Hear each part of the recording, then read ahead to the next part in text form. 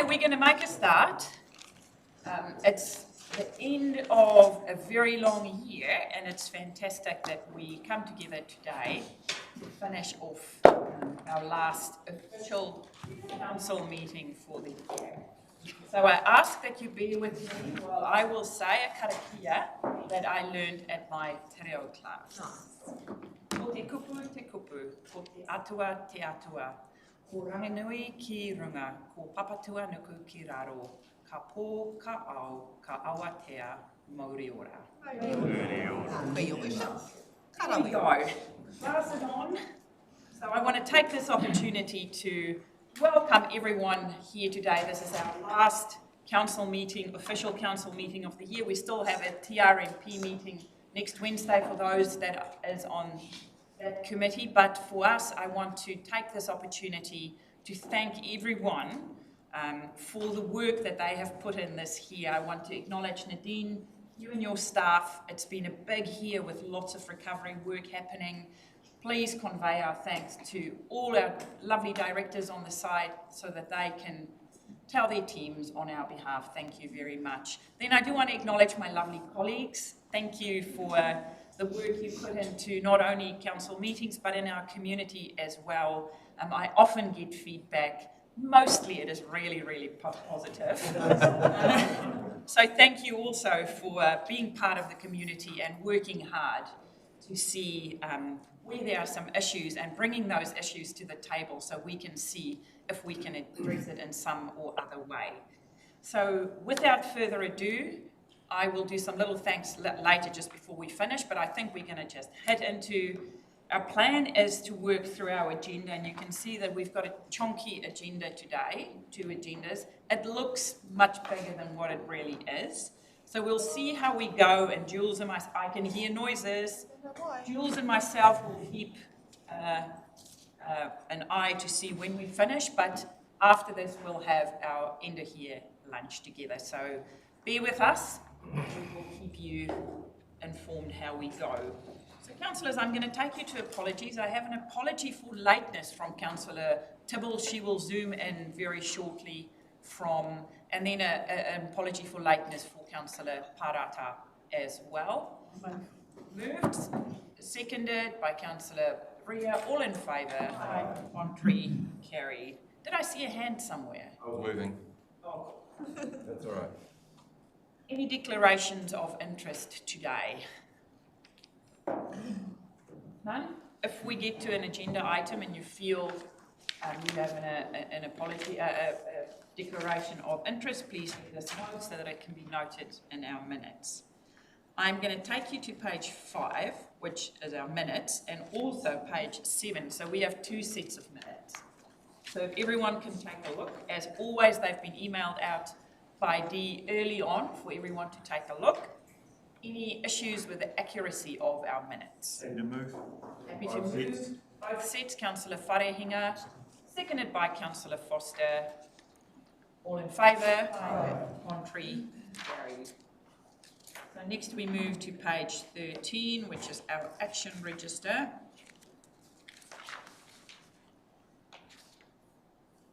So we will talk about that more. All of these are due for early next year, so thank you for the update on that. Do we have leave of absence? No. Do we have acknowledgements and tributes? No. Public input and deputations? No. No extraordinary business, no notices of motion, no adjourned business.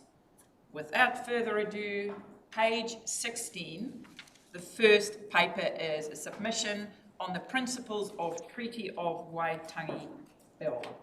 Who is going to speak to that? And then we'll open the floor for questions and answers. Jean. Tēnā tātou, tēnā hoki koe, Your Worship, and through you, Madam Chair.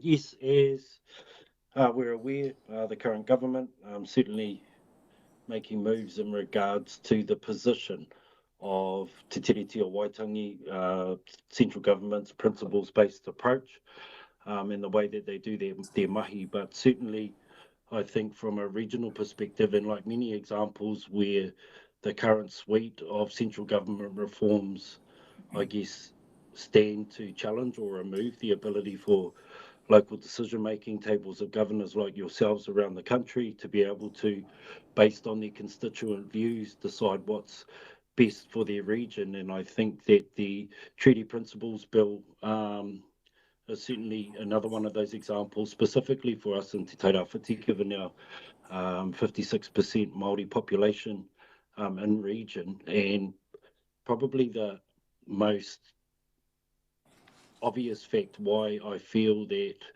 this should be challenged from a Gisborne District Council perspective is because they've undertaken this journey without the partner in the room. Now, if we reflect on our local context and in kaupapa of shared, I guess, importance and priority between Gisborne District Council and our iwi partners or tangata whenua in the region, we know full well that it's integral, that any large decisions that are made or any kaupapa that impact on our treaty partnership outcomes or tangata whenua specifically, if we have those conversations in isolation, we understand and we know full well what often the results can be. And the fact that partners or tangata whenua have not been involved in this discussion, for me, warrants an objection from Gisborne District Council at this stage. I'm not saying that we shouldn't support a discussion on the relevance of Te Tiriti o Waitangi, the way it's currently administered via central government, local government, a discussion around principles, but I feel that that discussion needs to be had in the appropriate way. As of 2022, Council, when I say Council, I mean that your table of elected members adopted a strategic position on our approach to Te Tiriti o Waitangi and giving effect to that relationship with tangata whenua in the region. And I think that this submission just really highlights the reality of our region and what we have to navigate at a local decision-making level. And I think that, and based on a lot of discussions that have been had around this table by yourselves as elected members, is that there's a strong want to maintain the decisions for local matters in a local context. And so I'll just take that report as read and welcome any questions. Kia ora tātou. Madam CEO. And Jane, through your worship, just to add to the context of the report also, as a Te Uru Kahika Regional and Unitary Council sector, the majority of those councils have endorsed collective positioning of the statement to abandon, recommendation to government to abandon the Treaty Principles Bill, and that has also been discussed at the Te Uru Kahika's last meeting, where they were looking at the rationale firstly for submitting, and Jean's covered that part of that. The other is the operational impacts that has, the strain that it puts on our existing relationships in region, and also those iwi that have not yet to settle, which we have in our region as well. So there are some constitutional, procedural, partnership aspects, but also practically for local government there are some operational aspects, and I'm happy to go into some detail of that for you as well. But notwithstanding that, of all councils in New Zealand, given our demographic and our relationships and our policy context setting, it is consistent with the strategy as Jean has outlined for this council to be considering to submit a submission on the bill. Councillor Wharehinga Ria, did someone put their hand up? Cranston. Thank you very much, Your Worship. I'm going to make this really easy. I'm happy to move the support for us to make a submission as outlined from pages 30 to 32. The recommendations is for us to delegate to the Chief Executive to make any amendments to our draft submission, and also delegate the authority to our CE and to our Mayor to submit the submission to the Justice Committee. If I take us to page 32, because that's the substance of what we're talking about right now. okay? It's those words that our council staff have put together, which is the substance of our submission moving forward, all right? And it's very, very reasonable. Te tiriti is one of our foundational, if not the most foundational and constitutional document for the creation of our country as it stands right now. The definitions and the principles about te tiriti have been worked out through decades, over centuries, more than a century, between Te Iwi Māori and the Crown in order to be able to define those definitions and those principles. Those definitions and those principles have then informed legislation and settlements for our iwi. It's that legislation and those settlements that have determined our work as a council in negotiating those things with iwi. We have to submit in opposition to this bill. We have to, otherwise we fundamentally set our council up and our ratepayer up for so much cost in regards to stripping back all of that century's worth of work. None of us in good conscience, as representatives of the ratepayer, do not want to put that on our ratepayer. I mean, there are some things principally, as an individual person, I'm opposed to in regards to this bill. But that's not the thing we're discussing today. We're discussing whether or not our council should make a submission against the Treaty Principles Bill, and it absolutely should, because it's in line with our regional representation. So I 100% support us making a submission against this Treaty Principles Bill outlined in the letter from pages 30 of our agenda to pages 32. Thank you very much, Your Worship. Morena tātou. I want to 100% second the motion moved by Councillor Wharehinga. I know that around the table that I'll possibly hear comments like, it isn't going to pass the first reading, so why bother? We shouldn't take sides, let the government govern. Council role as a regulator, we should only be sorting out roads, bridges, pipelines, rubbish, rates, etc. It's a waste of council resources. We have bigger things to worry about, and it won't affect us either way.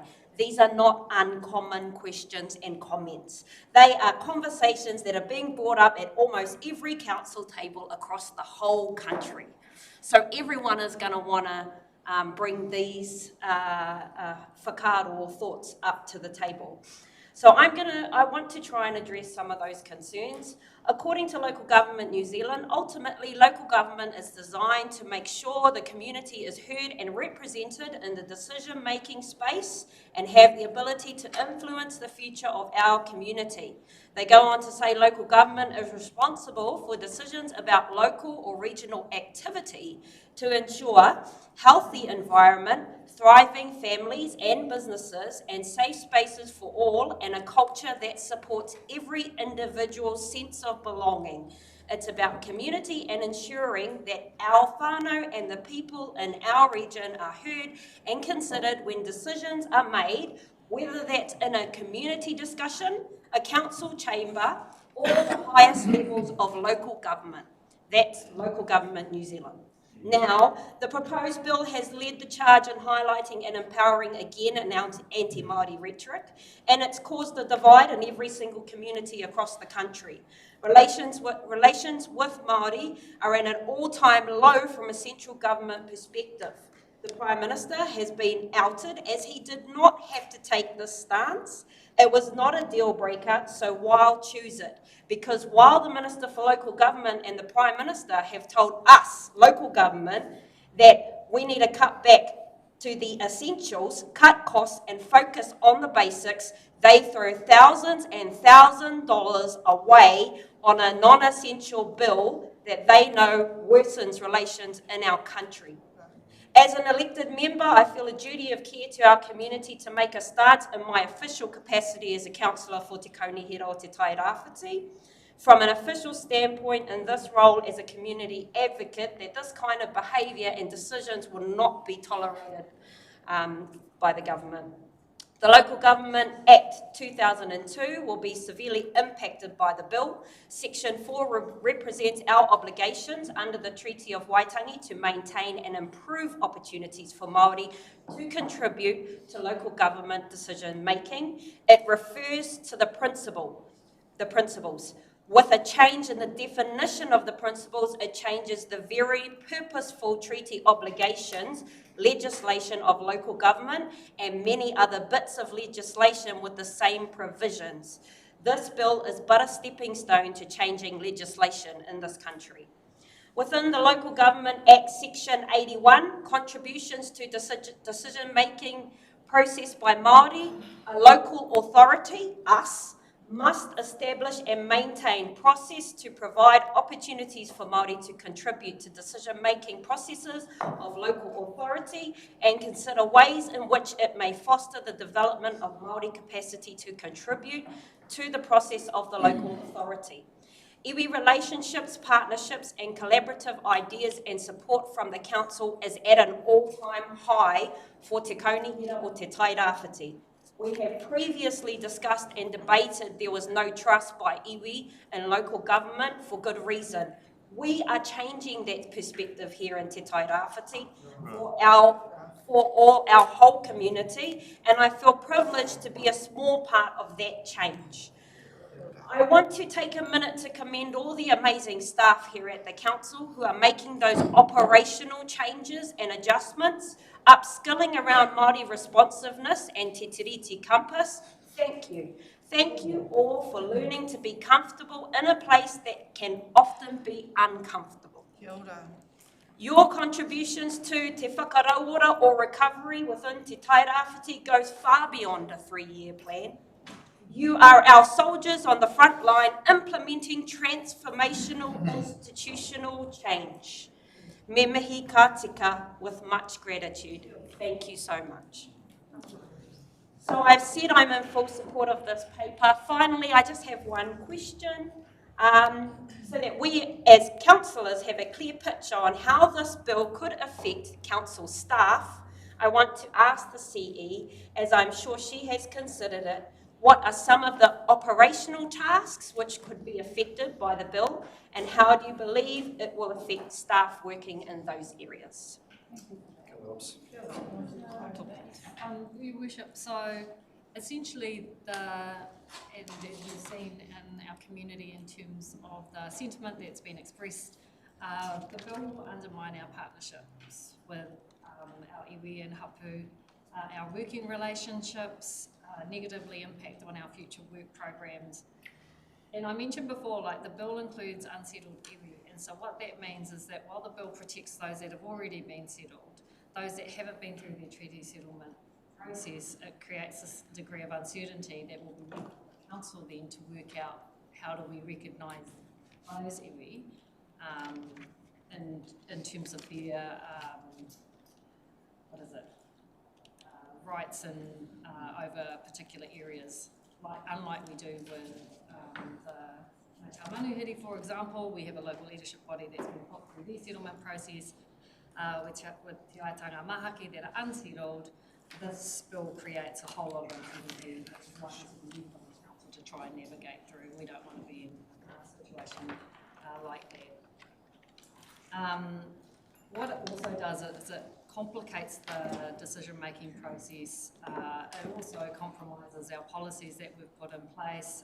You've got a paper on the agenda, in fact you've got 2 of them on the agenda that are all shaped around our underpinning this is our relationship through Te Tiriti or Waitangi as the lens and the framework and our strategic direction. So it cuts to the core of what the council has been incrementally working towards in terms of its relationships with its treaty partners. So to think that it won't, if the council were not to make a stance in this space, then I think we all can see the potential ramifications of not doing so. Thank you. Mr. Cranston. Thank you. What is a treaty? A treaty is a contract between parties. By signing the treaty, all parties express an intention to comply. And we read in this, no engagement or consultation with Māori was undertaken. So it's destined to fail. It's destined to fail because it breaks down right at the very first step. And there's no saving it. You can't sort of say, well, we got it wrong at the start, but let's keep going. there's no saving it. It's destined to fail. And so it should, because of that fact that no engagement or consultation with Māori, the other party to this treaty, was not undertaken. Yeah. So I'm fully in support of putting this submission in. I think there is education and learnings to be had around the treaty. You know, there's a lot of, I guess, ignorance, if you like, about the content of the treaty out there. And I think there's a process to be undertaken for education and upskilling on the treaty. But it's not going to be by way of a bill that's trying to get in there by tomorrow sort of thing. It's going to be right back at the start, engaging all parties to the treaty, and that is not happening at the moment, so I'm in support of this. Yeah, thank you. I'm totally a similar vein, actually, after reading through this. Now, you know, we've got a coalition government. One part of the coalition wanted to put this bill forward. It was said by the rest of the government that would never go past second reading. And, you know, we've got a lot of angst that has been created from the bill to start with.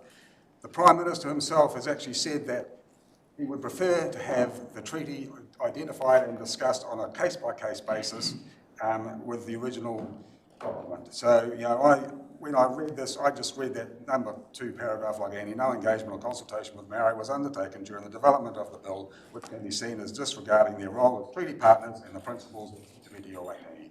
And that was in my end. So I totally support our role and what we're doing with our submission.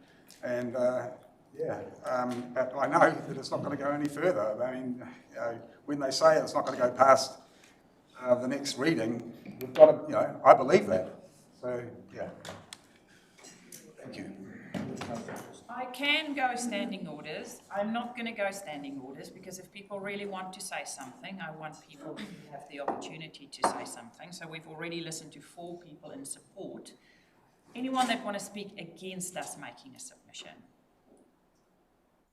Councillor Telfer and then Councillor Elder. Yeah, I'm not in favour of the council putting the submission forward because we're sitting here and we're having conversations around this table saying we're speaking for the community. We have not got the whole community's view on this. So how can we as council say we are talking for our whole community? So I'm not in favour of it. Thank you. Councillor Elder. Thank you. I was going to ask a question of Nadine, if you could explain point 8 of the Principles Act, which sort of specifies that in no way this treaty principle, sorry, page 30, is it? No, that's all right. 19. Page 29. Section 8. Section 8. Yep, so Which, that, yes, can you explain and how you can make your stand and yet that is in part of the Act, because I struggle with that. yeah, so what through your worship, what I referred to in that, and so for those that don't know, that section is saying the Act not to apply to the interpretation of Treaty Settlement Act or settlement of a historical treaty claim. So what I was saying with those iwi that have already settled, so the Act provides for that, it's those that have not unsettled. This means that those who have settled get legal rights over natural resources because they've already provided for, assuming in the those who have been left out do not. So then councils will struggle to fairly support them because there's no law that will, if this bill goes into effect. Is that the official interpretation of that? Because as I read it, that sort of sounded a bit like anything after 75 needs to be considered. Under the treaty, any settled area, so when I'm talking about, so settled area, those that have claims under the Treaty of Waitangi, yeah. There are some that are still in negotiation, so not all iwi are settled. This does not apply to the unsettled. Unsettled one. No, a little bit ambiguous then. Anyway, my next point's on page 21, and community engagement. And I've taken it upon myself to do my own engagement with people that I know that have voted for me. I believe they voted for me. And Very optimistic. And the answers have been varied and conflicting and right through the spectrum. Some of them, most common, agreed that it's not an area that the council needs to or should be involved in. Many admitted to not having read the Principals Act, and I was enabled to tell them what page to look for. And my own opinion is it's a central government issue and we need to stick to core business. And it's for that reason I will be abstaining. Thank you. You mean not abstaining, voting against? No, Abstaining or voting? Councillor Gregory. Thank you. I am fully in support of this submission for this bill. Central government does a lot of things that we don't agree with. Since I've been here just only 5 years, I've seen several things that we've made submissions on because we are not happy with the way that the government has set it up, and also they have listened. So I have no doubt in the process, and it's really important that we put the views across. So that's me. Thank you. Who else? Councillor Thompson and then Councillor Pahura-Puriwai. Yeah, I watched the video the other day with Auckland Council having the same discussion, and I found it quite interesting. It was 10-0 the vote, and then the chair had the deciding vote to say that they'd put in a submission. We've all got different backgrounds, knowledge and experiences, which determine our perception, views and opinions on things. For me personally, I'm against this bill. I see this bill as more government skullduggery, really. So me personally, I'm against the bill. For anyone who supports it, I encourage them to educate themselves a bit more on the treaty before they form a strong opinion, to just educate themselves a bit more on the treaty. In saying that, I think this should reflect our community. I don't think it's right to say that all councillors support it, so I'd sort of suggest that we put in something saying these councillors support it, these councillors against it, to reflect the thoughts in the community, because although I support it, I'm also hearing people in the community who don't support it, so I think our submission should be a reflection of our community. Thanks. Thank you for that. Councillor Pahura-Puriwai and then Councillor Parata. Tēnā tātou. I'm in support of our submission that's been prepared. I absolutely tautoko everything that's been said against the submission, against the bill. And tahi me hinari said, kua tawhiti ke tō tātou haerenga mai, kia kore e haere tonu. E nui rawa a tātou mahi, kia kore e mahi tonu. We've come too far to not go further. We've done too much to not do more. And in the short time that we've been together around this table as councillors, we've done a hell of a lot of work in this space. Together around this table as councillors, but also with our iwi partners. I absolutely tautoko what Jean had said to us earlier. Partnership has not been happening in this discussion with central government. Māori are completely not there. And the discussions needed to happen with Māori from the very start. David Seymour does not have the monopoly on this discussion. And he cannot make changes to the principles of Te Tiriti o Waitangi without having that mana rangatira ki te rangatira discussion. He's not had that.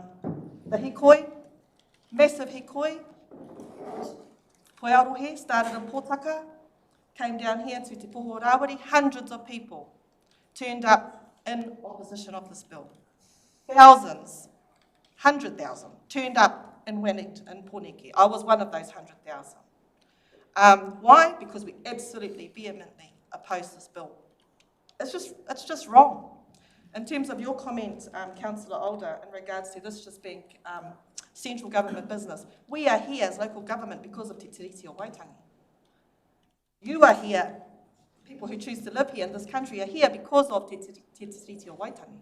It gives us the ability to live here in Aotearoa together. So I absolutely support our submission that's been prepared, and I tautoko also Councillor Ria's commendation of our staff, of Jean and the team, of all of our senior leadership, of our CE, and all of the staff who have worked really hard to understand this space, Te Tiriti o Waitangi, in the context of local government. Our Tiriti o Waitangi campus is something to be really proud of, and we've all been learning about that and how we now see that reflected in all of our reports. We've got, as your worship said, we have some the papers that we have for discussion today, all hinge on that relationship with iwi, and also the atrocities that have happened in our future because of breaches of Te Tiriti o Waitangi. It's our foundational document of Aotearoa.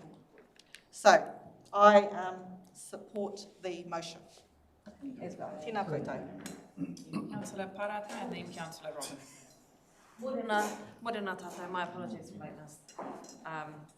Not everything we do here at Council will be transformational, not everything. Some of it is run-of-the-mill mahi, and we could choose to do nothing, and then that would be on our names. And so I'm not fearful that the vote won't pass, because it seems like it will. But Te Tiriti o Waitangi is the foundational document of New Zealand, and New Zealand, while Aotearoa is well known as being a leader in Indigenous rights, and Te Tiriti o Waitangi is the reason for that. To not stand behind it now would be to undo all of that good mahi.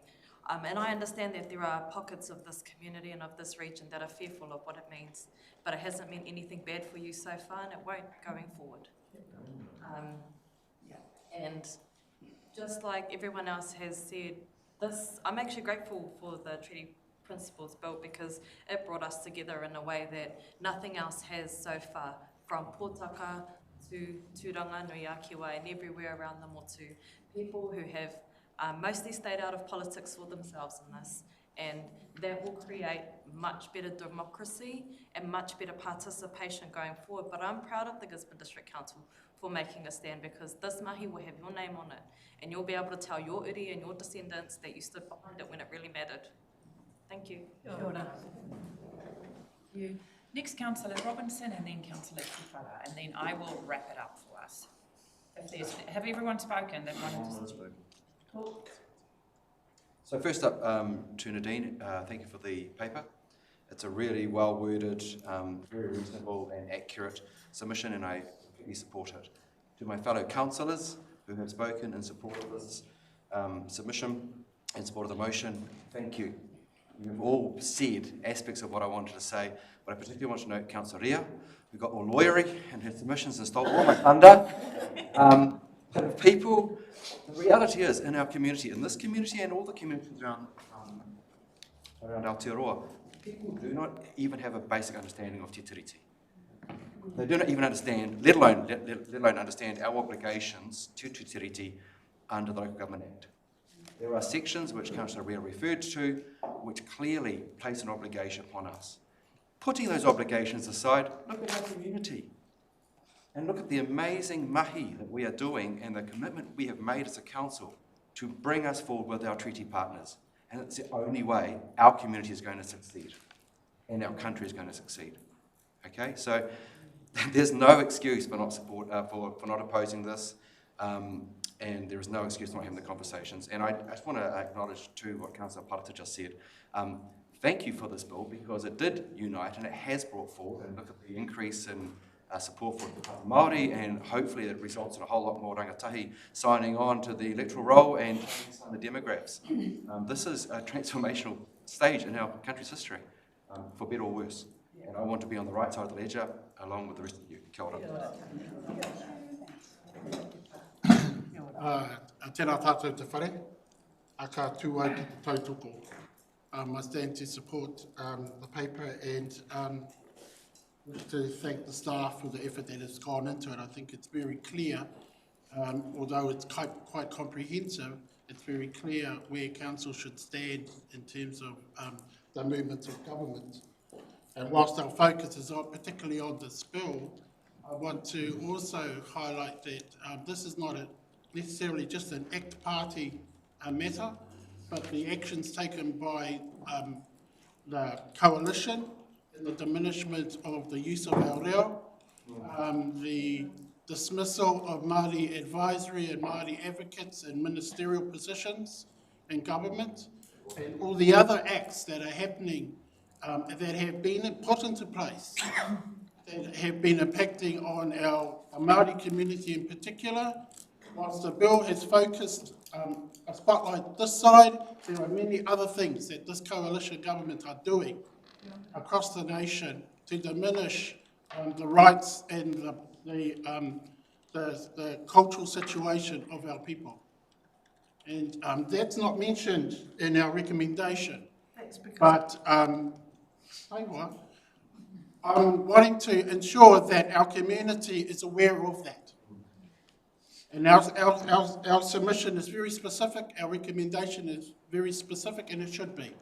But there is a bigger picture that's happening in this country. And it's happening externally of council, but there are some matters internally for council should also consider, in my view. And because in our recommendation there, it talks about genuine conversation. And we need to have genuine conversations as council with our community. And I'd like to acknowledge what the staff has done in terms of making that happen. And I'm reminded back in 2002, when the Titirangi Accord was signed between council and Ngāti Unioni. At that time, it was an act to identify that hapu also have a place to play. And whilst this issue here is centred around iwi specifically, hapu are also there. And so I want to stand to recognise that, and I want to acknowledge the work that council has been doing in terms of haputanga and its relationship into that space. And along that line, we have on the table today a report from about Māra Taha, and that if we're having genuine conversations, we ensure that those conversations are actually genuine. The Waingake-Pamoa Joint Committee and Jane Luton has put that discussion on the table, and that we have a responsibility to ensure that our reaction to that discussion is genuine. And we continue to do that. We did that with the yacht club. Stick to the paper, please. And that when we are looking at going outward, to also consider what we're doing inwardly, so that we can hold our head up when we go out and do this sort of thing, that we're doing justice to this stuff, that we are enacting as we should internally if we're going to stand up and generate a voice outwardly to the government. And I think we should continue to do that, and I congratulate the staff on the efforts made. But reminding ourselves that we have a duty here, and based on the mana that we give Arohe, we can then go Mutu and ensure that mana is being upheld as well. Okay, I'll tie a bow around this discussion, and I'll talk a little bit about Local Government New Zealand as well. So we, as Local Government New Zealand, sat down last week and had discussions exactly about this. Where's the role of councils? And they wholeheartedly support that councils go to their communities and talk to their communities. And like Councillor Alder said, I spoke to hundreds of people in regards to this. Hundreds and hundreds of people have spoken to me. And we can say some people in our community might not support us making a submission against this bill because they like the bill. Ka pai them, the bill is going ahead anyway. What we are saying is for our community who feel aggrieved by this and who are our partners in this community, we are standing with them and saying, we hear you, we see you, and we're standing next to you. So I understand that not everyone in the community feel the same, and that is okay. But as a council, we are the council for everyone in this community. And half of our community are hurting because of this. We've seen the hikoi. We have seen the hurt cause. So I am proud that we are saying, hey, we've got your back. We are there with you. And we will, and to be honest, I thought our submission was really polite, saying, and I love this when we said in our second to last paragraph, if the government wishes to pursue a genuine conversation about existing constitutional arrangement, we advocate for a collaborative process that involves genuine partnership with iwi, hapu and Māori. And I thought that is what we're saying to the government. We don't mind to have discussions, but we can't have discussions if people are not at the table. And I think that is what our submission are saying is, let's have discussions, but the way we go about is not the way we want to do it. And we wouldn't be proud if we did this in our region. We would not be proud of the way we conducted ourselves, and we know better, and we have grown a lot in this space. So what I say to people who don't like us making a submission, I can understand that we don't all feel the same, but we are the council for everyone in Tairāwhiti, and we proudly say, we stand beside you to say, let's have an honest discussion, and let's make sure the voices that should be at the table are at the table. So, without further ado, Your Worship, can I have a reply? right to the reply. Thank you very much. I just did want to speak in, just in regards to something that was, a statement that was made earlier around asking our community formally about our submission. We can't do that. As a council, we can't afford to do that. We make submissions to council, or to central government, so often and all the time. It's a cost of about 100K, or mid to maybe 150K per asking our community. We need to understand that when we bring that up, like, yes, it's easy to say, well, let's ask the community, but in terms of actual raw dollars, would we rather spend that money out in our community or going to ask them about something that actually we've got a general sense as to where our community's at in regards to this? We have a general sense. There are way more than 50% of our community that are aggrieved in regards to this bill. I was at the march. There were heaps of non-Māori that were at those marches in all of the parts of our rohe and in all of the corners of Aotearoa that then went on this march down to Wellington. Heaps of non-Māori. So this is not just a Māori issue. This is fundamentally a New Zealand issue. It's all of our issues. It's an Aotearoa issue. And that's the part that I want to end on. There's so much that we all have in common. There's so much that brings us together. Yes, there are differences in opinions and things like that, but there's so much that brings us all together in regards to fundamentally how we want to operate and the principles that we operate by, right? We want those things in our community. The way that we've been doing those things has been leading us to that space as a council. This bill would get in the way of us being able to do that meaningfully as a council in our region. You know, so I did just need to speak in regards to that. There's lots that we have more in common. Let's focus. Let's get this divisive stuff out of the way and focus on the things that bring us together. Thank you very much, Your Worship. Moved by Councillor Wharehinga, seconded by Councillor Ria. All in favour? Aye. Contrary? Division, please. Could I have an abstain vote? One abstain, one person voting against. Telfer, all that, thank you. We are voting to move to page, we are not voting to move to page 33, we are just moving to page 33, which is our work programme for the National Policy Statement for Freshwater Management.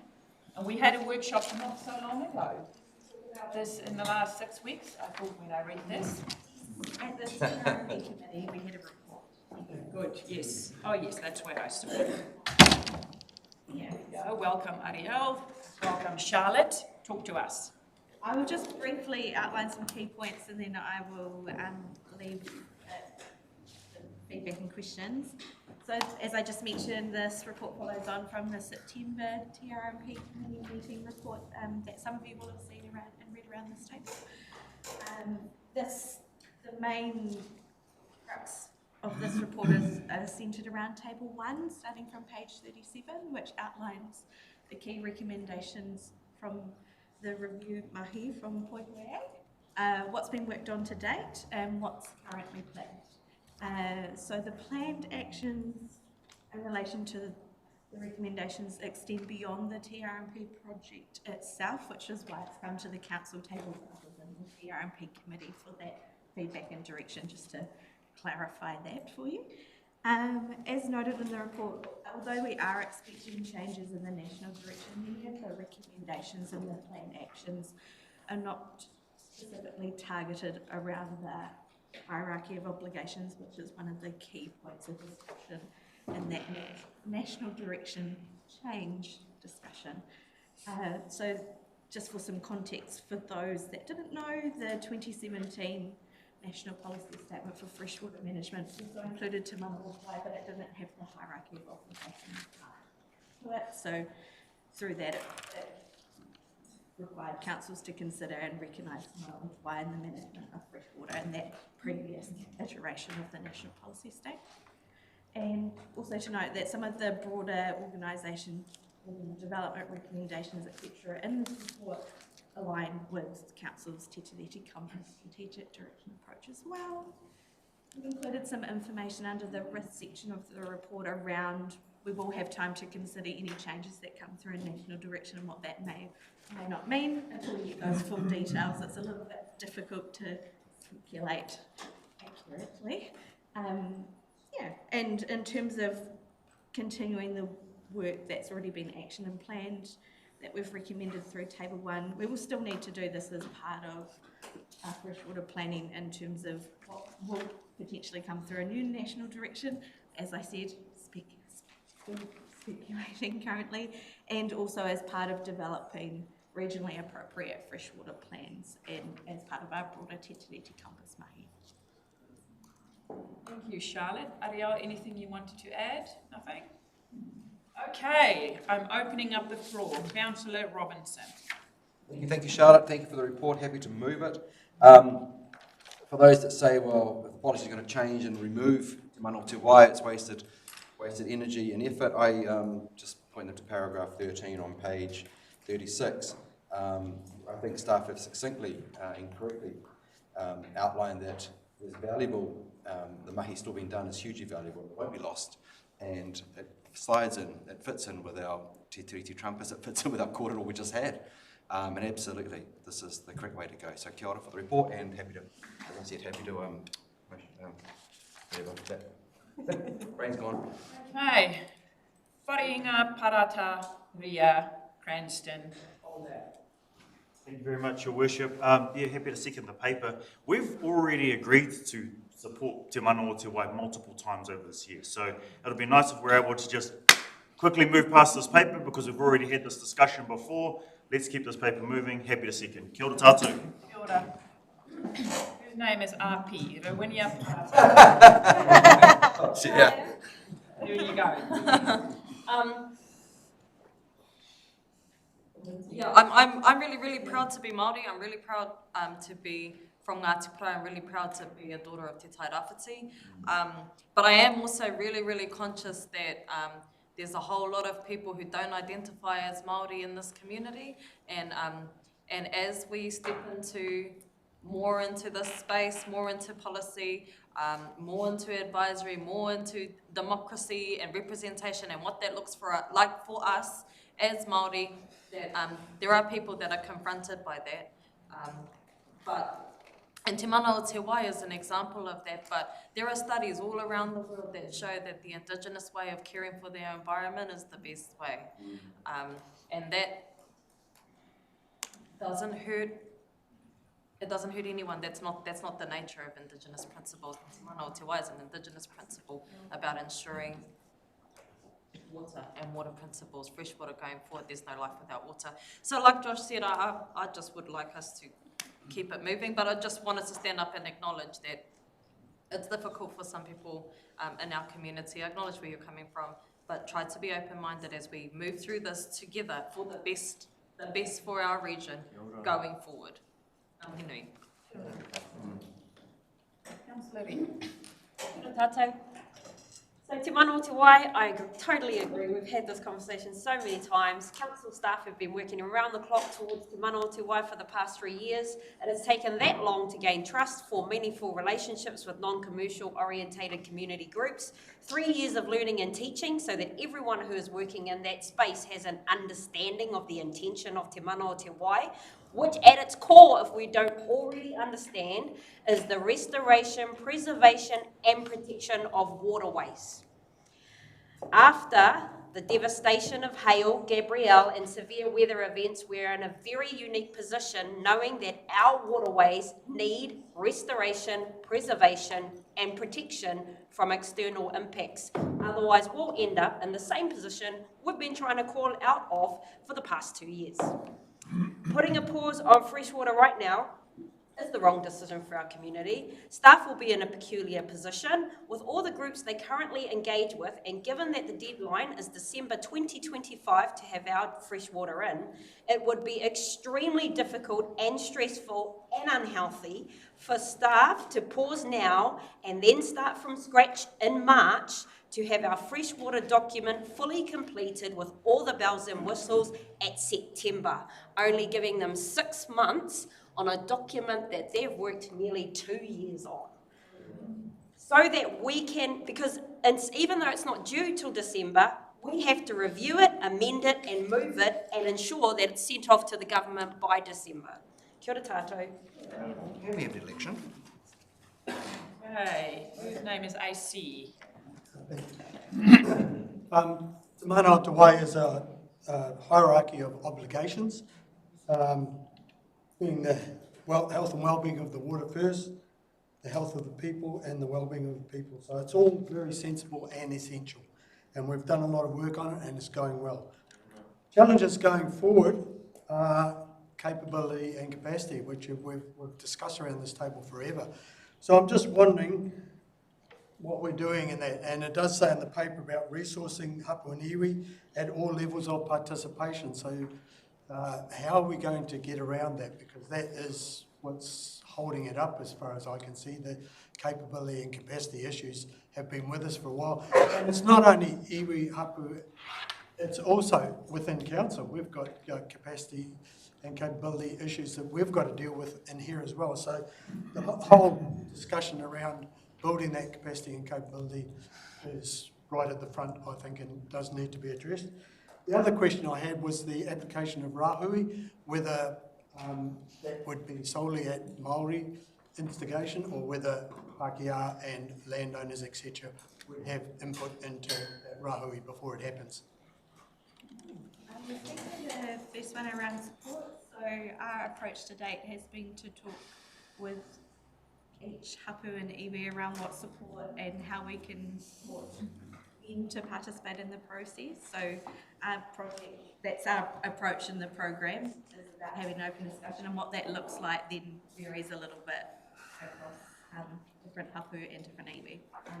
In terms of the second question around policy approach with Rahui, we've not deep dived that yet. It's in terms of the recommendation in the paper, that the approach in terms of the freshwater plan has then been in advisory groups or etc. to then talk in and around the catchments and what it looks like as a catchment. So that broader group includes a range of different people as part of that discussion. But yes, we've not deep dived around the Rahui and what that could look like in that policy space. And supplementary, are we looking at budgeting for that building of capacity and capability? Is that something we're actively looking at a budget for? Yeah, so just to clarify, sorry, I should have mentioned that as well. As part of the Harawhiri Resource Management Plan program budget that went through in the 2021 long-term plan, we had factored that into the program budget as part of that. Thank you. Any other discussions? Councillor Alder. Thank you. I'm going to jump around a little bit, but I'm going to start with the question of the Poipoia report fetched. I believe it was available from 23, and I'm just wondering why it's taken so long to be available to us. I brought up one of Hawaii a number of times, and it would have been good if I'd been steered in the direction of this document. The document has been used by Poipoia as a training document for staff and iwi. Now, starting with page 76. And I'm questioning this document because they're talking about, they're suggesting there's been no minimum flow measurement on the TRI. Well, I've irrigated from the TRI for 35 to 40 years, and all that time, council has monitored the minimum flow and enforced it and turned the tap off when it has been scientifically proven or believed that it will be affecting the life of the river. So this document is wrong in that position there. I'd like to draw attention to the interpretation and what the Māori of the river. Māori, sorry, my pronunciation is not good. Page. It is on page 71. And I'll read a section of it.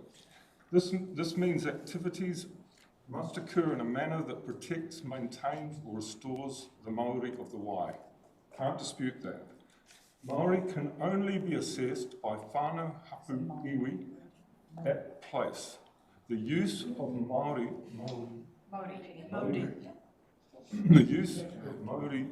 in policy, in plans, must be done so in a manner that enables this. It is not the council's role to assess Māori. Now, there is no measurable aspect to Māori, so it is, in that sense, a very movable line. And when you read further on, where Māori can be applied to low flow levels, and that low flow level becomes an arbitrary figure, I'd like to put yourself in a position of a farmer of a crop that's being irrigated on a river who has debt, and I've spent most of my life in that position. And you're at the whim of someone who is able to turn that tap off on you. It's not a healthy place to be.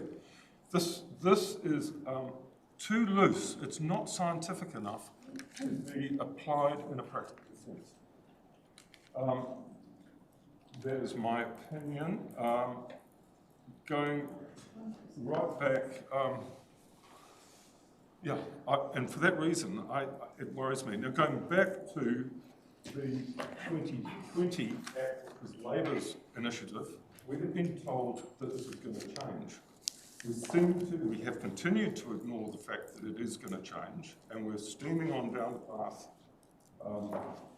knowing that we're going to have to come back to this and revisit it.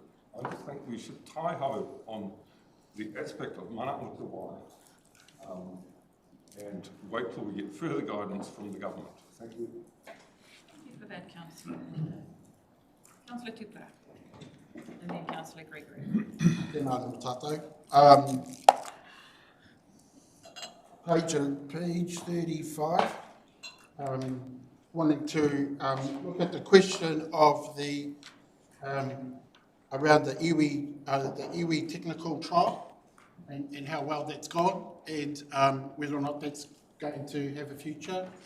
Iwi technicians continuing to be involved in the way that we move forward, given our desire to have genuine conversations with our treaty partners. But it does highlight a fundamental shift. This particular report, the staff and all the work that's gone into that, the way that we think about the taia, about the environment, that it comes, as our mayor pointed out in her karakia, from Papatuanuku and Ranginui, and that all those elements whakapapa down from there to ourselves. And that was played out when Whanganui River was given its own identity, when Kingi Tuheitia raised Wales, the tohora, as having their own identity. And this is a fundamental shift for any nation to be having discussions around the taiao having its own identity. And that identity plays, as Councillor Parata has pointed out, into who we are and what our own identity is. And iwi technical advice is crucial to the way that Council does that. Issues on rahui, issues on Māori, Those are in the lane of our iwi. It's their job to bring that. We already have constraints and put on restrictions. We don't call them rahui, but council already enacts that part. That's our lane. But there is clearly, and the report clearly outlines that there is also a lane for iwi and continued hapu involvement in the delivery of the mana that comes with our water.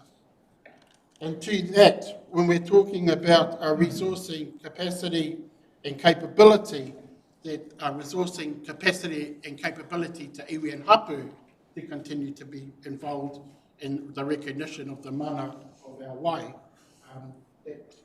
we ensuring that is in our thinking going forward as well. I can see that it is. I'm just wanting to highlight that. Kia ora.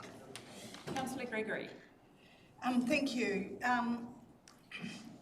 Since becoming on council, Te Mana o Te Wai is something that I have looked into and done a lot of research about, and I understand it's about recognising the vital importance of clean, healthy water for maintaining the health of our water bodies, our freshwater ecosystems, and the communities that rely on them for their sustenance and well-being.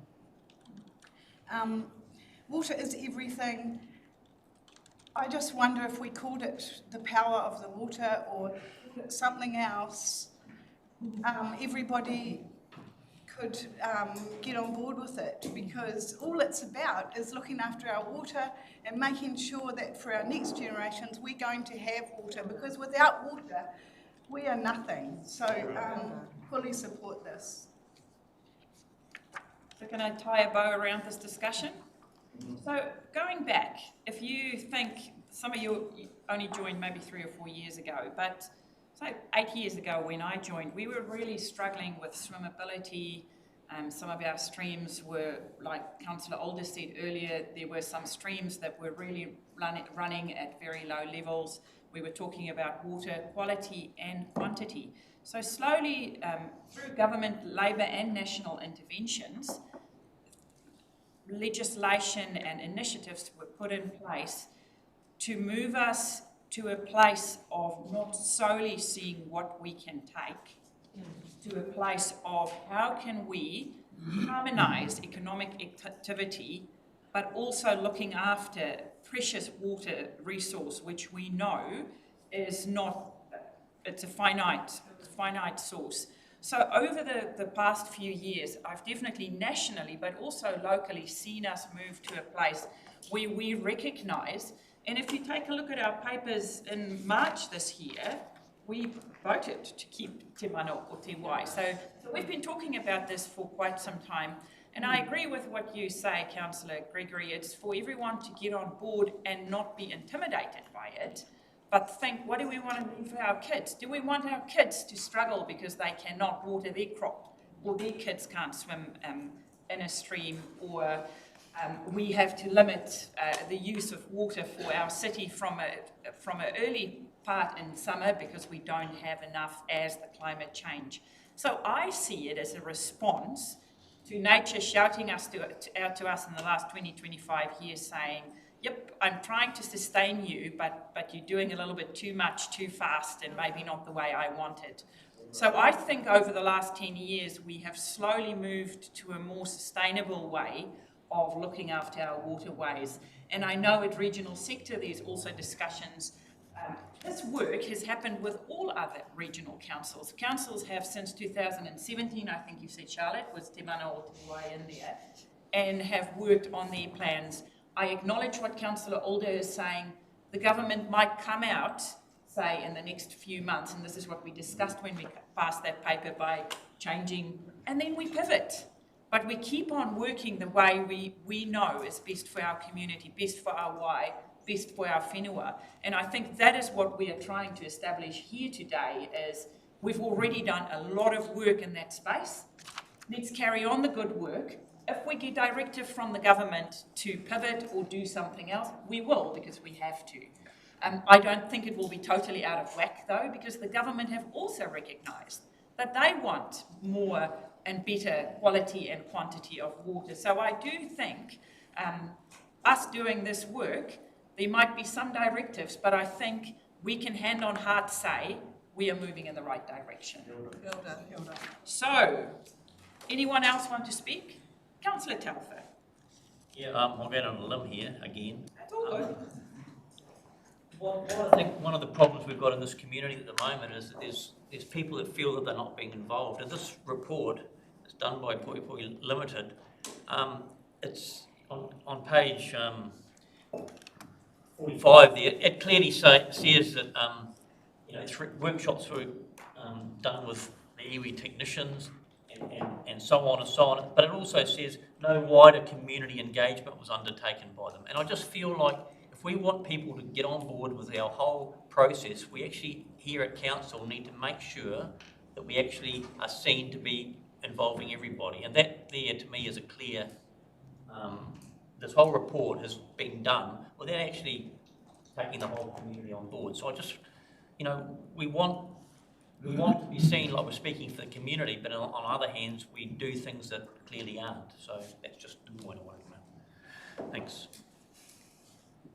Just to quickly address that, we get a number of technical and advice reports which form the policy process, and that is the main vehicle which we talk about with everyone in that wider community around, given this information that we have and what we're seeing on the ground, what is the way forward that we'd like to go? So there are a number of technical reports that don't involve community engagement, just to clarify.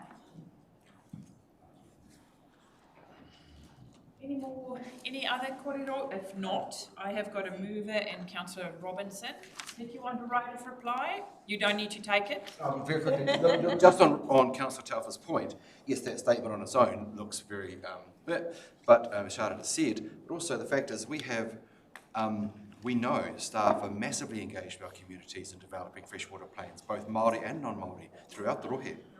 And so I have no concerns that we are not engaging. It's just that report says in preparing this report, we didn't go for wider community engagement.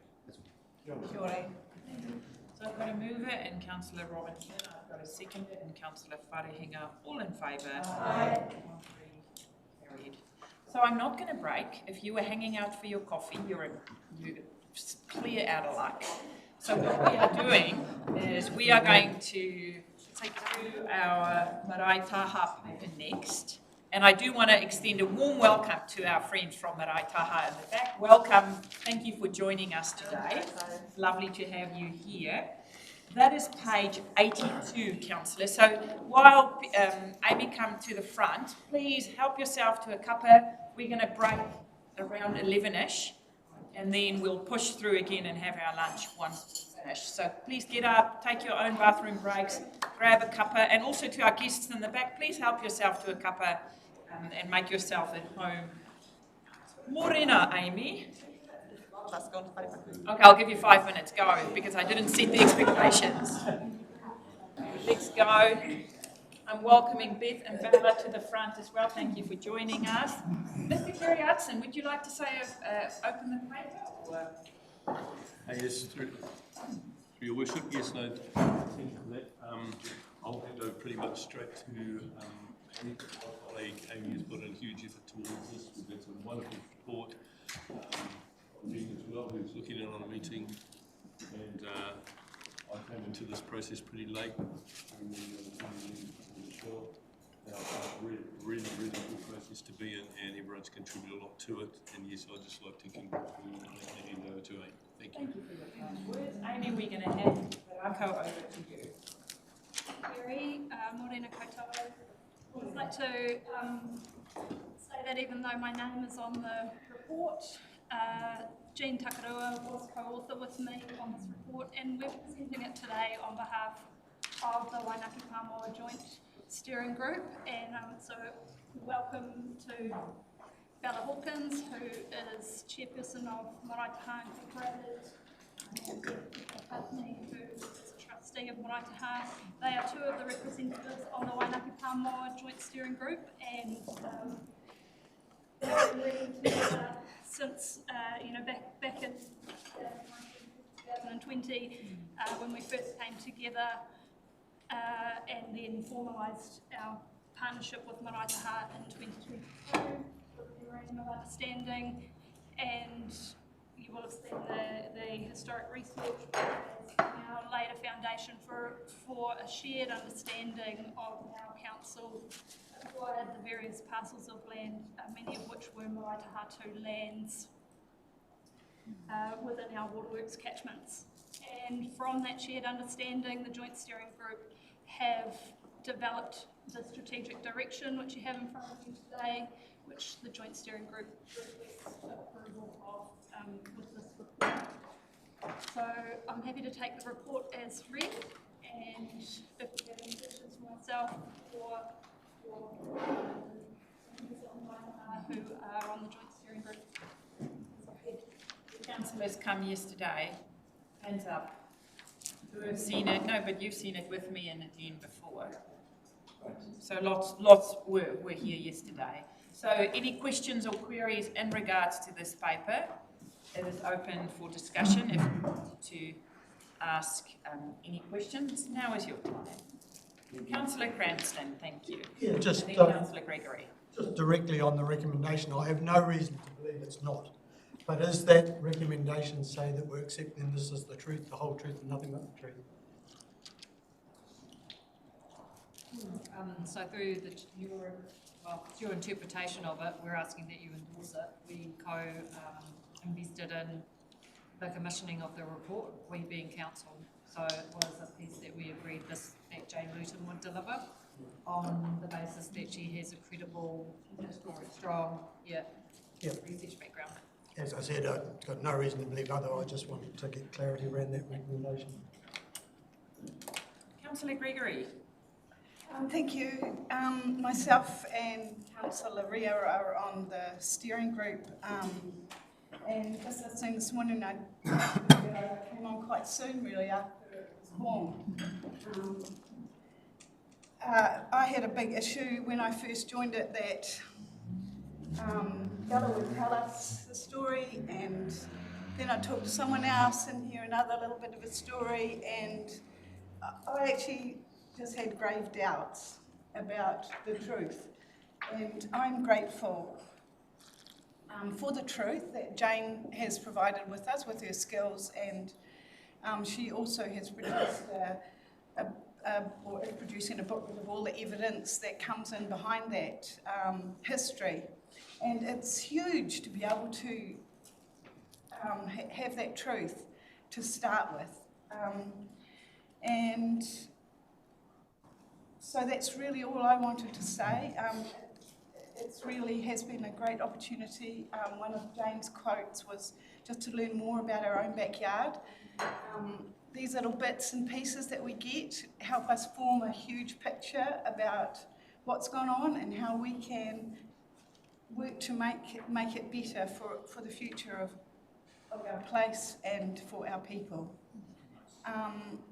And that's the end of my talk, and I just had one question, that on page 88, and the risks, it says there is no provision for ongoing financial support of the JSG beyond the 3-year plan. Oh, so I'm just worried about that. Yeah. And just wonder if there's any comment on that and how we can keep it up here and resource it. Leadership, that's something that the work on alongside staff who will be able to start to operationalise parts of the strategic direction and be able to build that into the long-term planning process beyond our current 3-year plan, so that there is continued resourcing and information will come back to this group through that long-term plan process. Thank you. Can I move it? Thank you. Thank you. I was here at the meeting yesterday and spent a lot of the weekend trying to read it. It's one of the hardest things I've had to read because there was so much in it.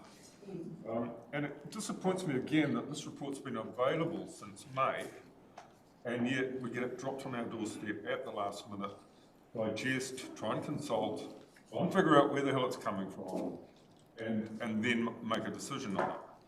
And the decision, I'm not even sure quite where that's leading us. As Councillor Gregory's just alluded to, what is the budget looking like on this thing?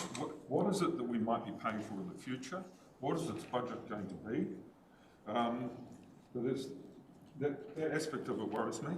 Another aspect worries me is that parts of this document are very critical of past councils and individuals.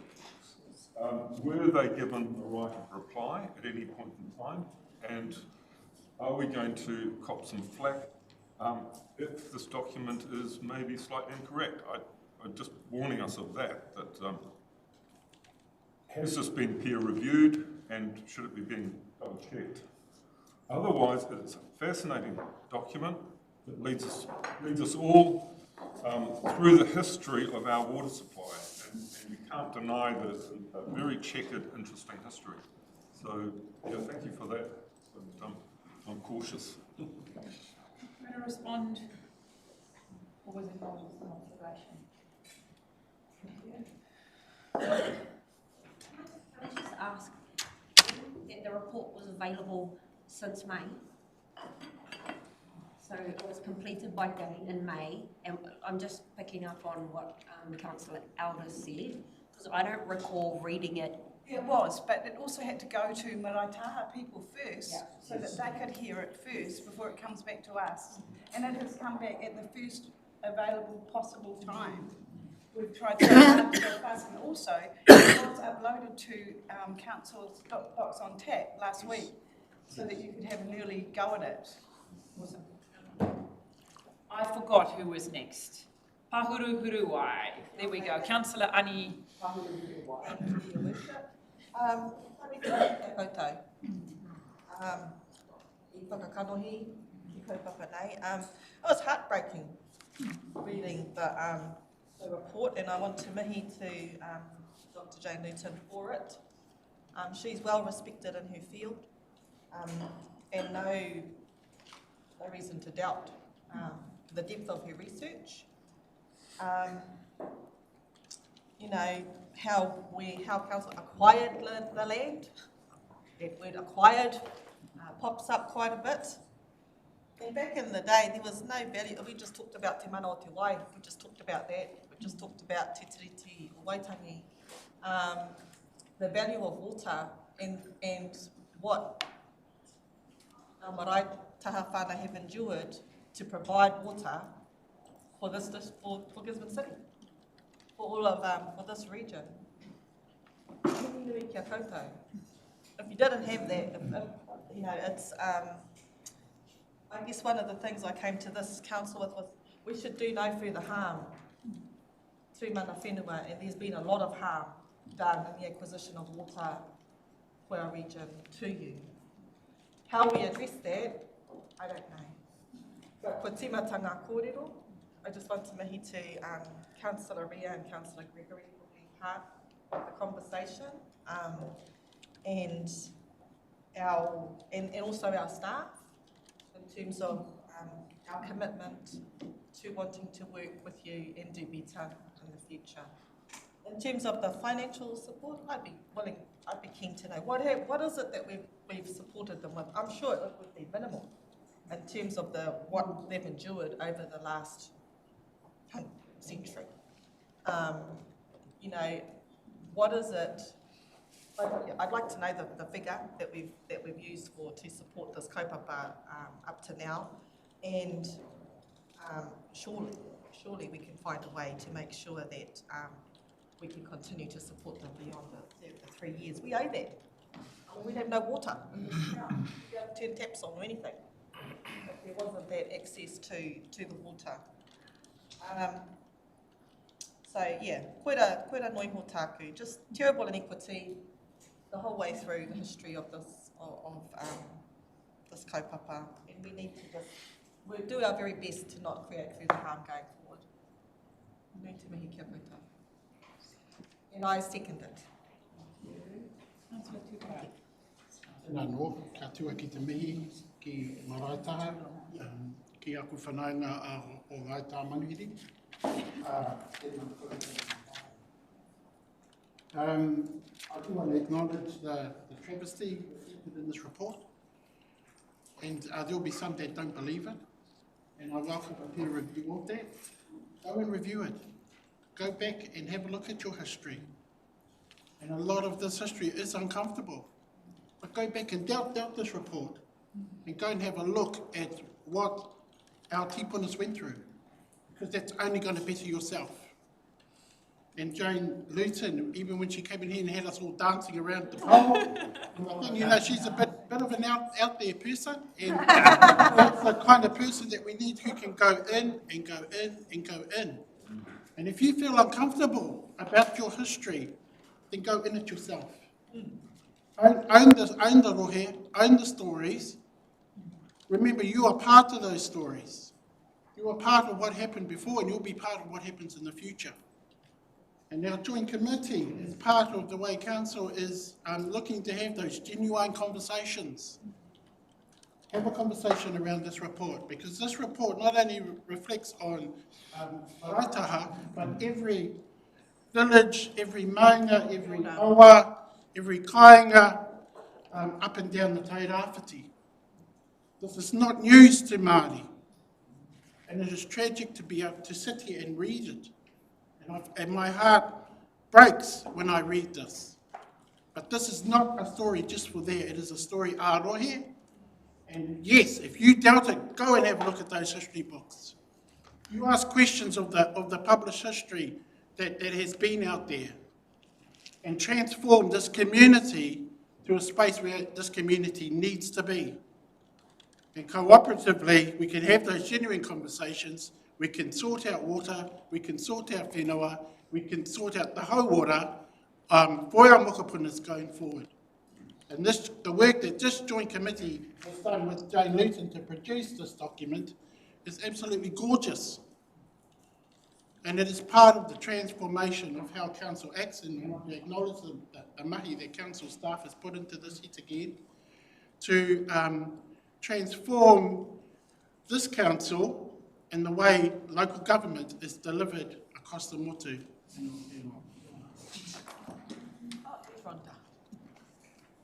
Councillor Wharehinga, then Parata, then Thompson, and then Ria.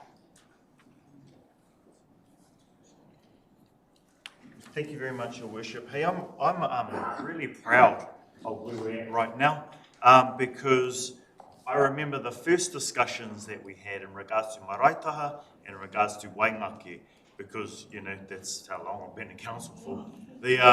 But I'm really proud to see us get here and the acknowledgement of a shared understanding of where we were and where we've gotten to, and the commitment moving forward. You know, and it's that commitment moving forward that I want to speak to, which is page 308 and 309. That's the substantive thing that we need to focus on in our discussions here, which is around approving the group's strategic direction. And if you look at those things, then they're very common sense approaches, and it's a common sense direction moving forward. It talks about partnership and collaboration. You know, it talks about sustainability and environmental stewardship, everything that all of us agrees with, something that all of us agrees with.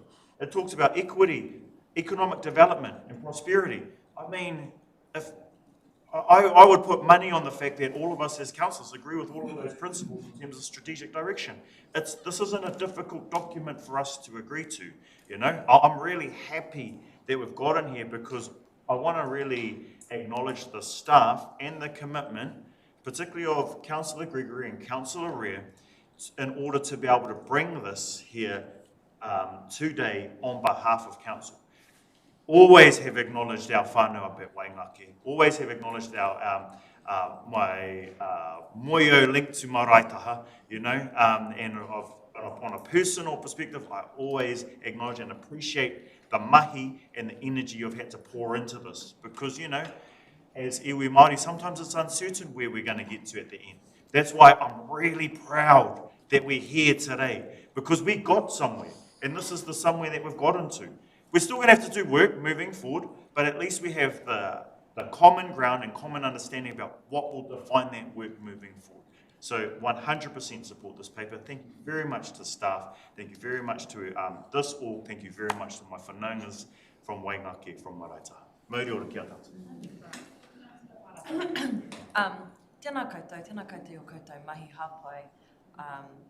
It is incredible to bear witness to your journey and bear witness to where you come from and where you are today. And I just wanted to pick up actually on a couple of points that Councillor Alder raised, fair points, about potentially history not being that nice to look at.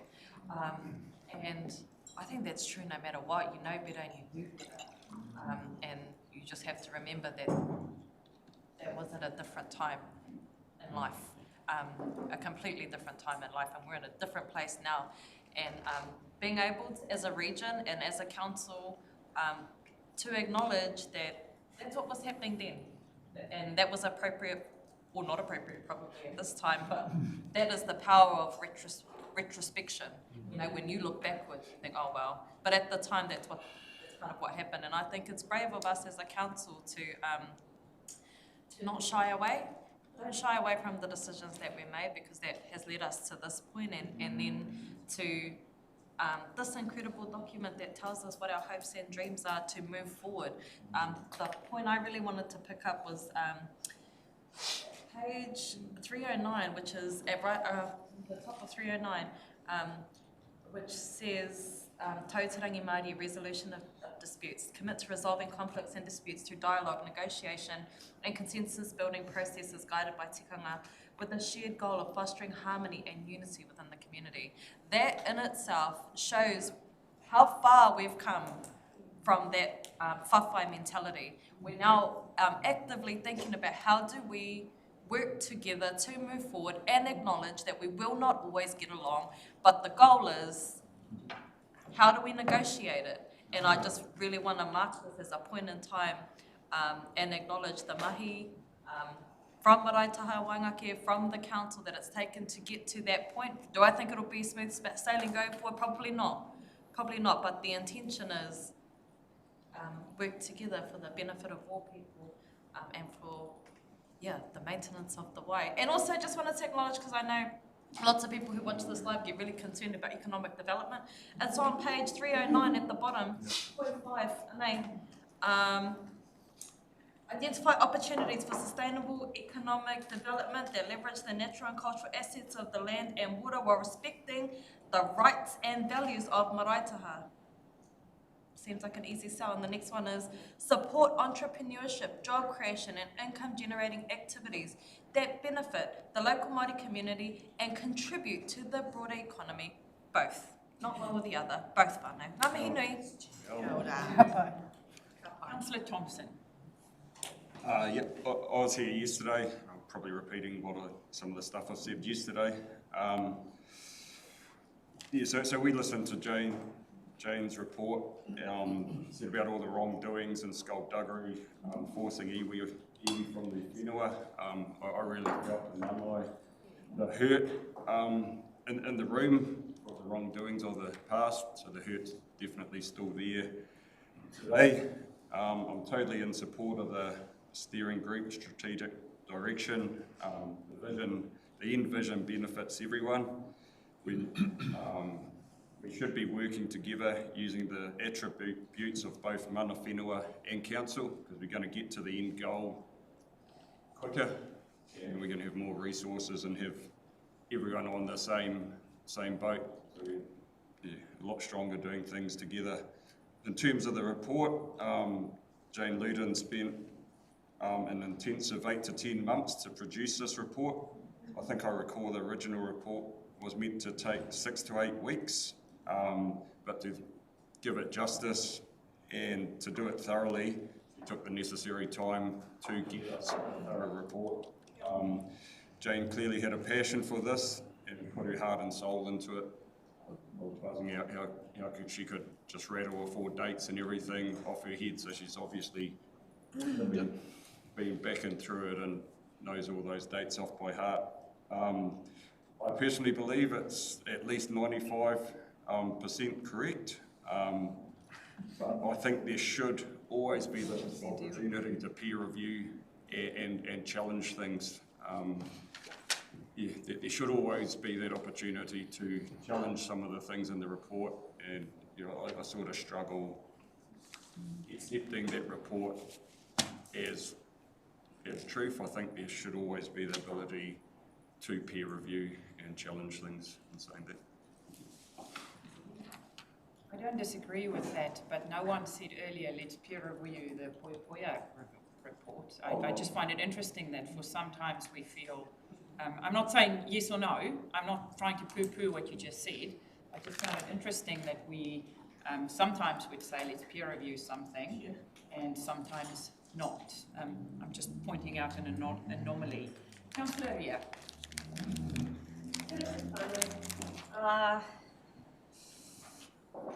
So we've already talked about the principles, so I just want to refer to some of the goals and objectives in the strategic plan, and then refer back to some of Councillor Elder's concerns around like financing and activities that may occur. So all of the things that currently come under goals and objectives, almost all of those things we already currently do with Māra Taha, either at the farms, in the Waingake Transformation Project, or as a part of the hydro station, the waterways, the pipes. So those activities are activities we already do. This paper doesn't mean a whole heap of new things and extra cost. This is solidifying a mutual understanding that we all understand that this is what happens, this is how it happens, and we're making a formal commitment. These documents also give mana to our MOU. So we have a memorandum of understanding with Māra Taha and working in collaboration through kotahitanga to find the best outcomes for, well, personally to us, the water supply that comes from there all the way into town and securing that for everyone in the town, but also acknowledging where it comes from and the people who hold the mana and the mauri of the area and the region that that water comes from. The Councillor Parata brought up resolution dispute, and I think that is really important because unfortunately previous councils have not resolved disputes with Māra Taha in the past. Not always, but mostly. Mostly. Something has been done, it has gone against the values that are being outlined in the strategic plan, and nobody has stopped to say, sorry we did that, how can we reach a better outcome?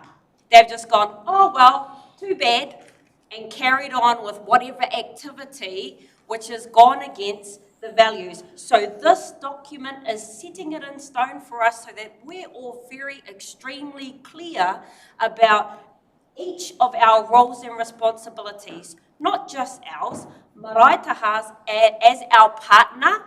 So we have a mutual understanding of how we approach the situation, how we resolve conflict, and how we enhance operational activities as a partner. Kia ora tātou.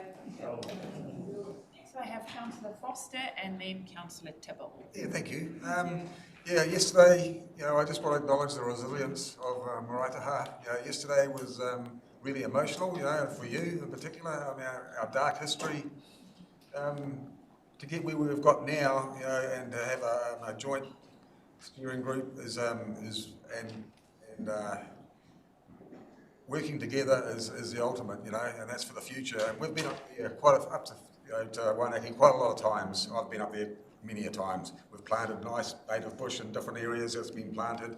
But probably the most memorable thing that I could ever, and it still haunts me today, we stood up on the most highest point of your land, and we looked out after that clear fell, and there was nothing.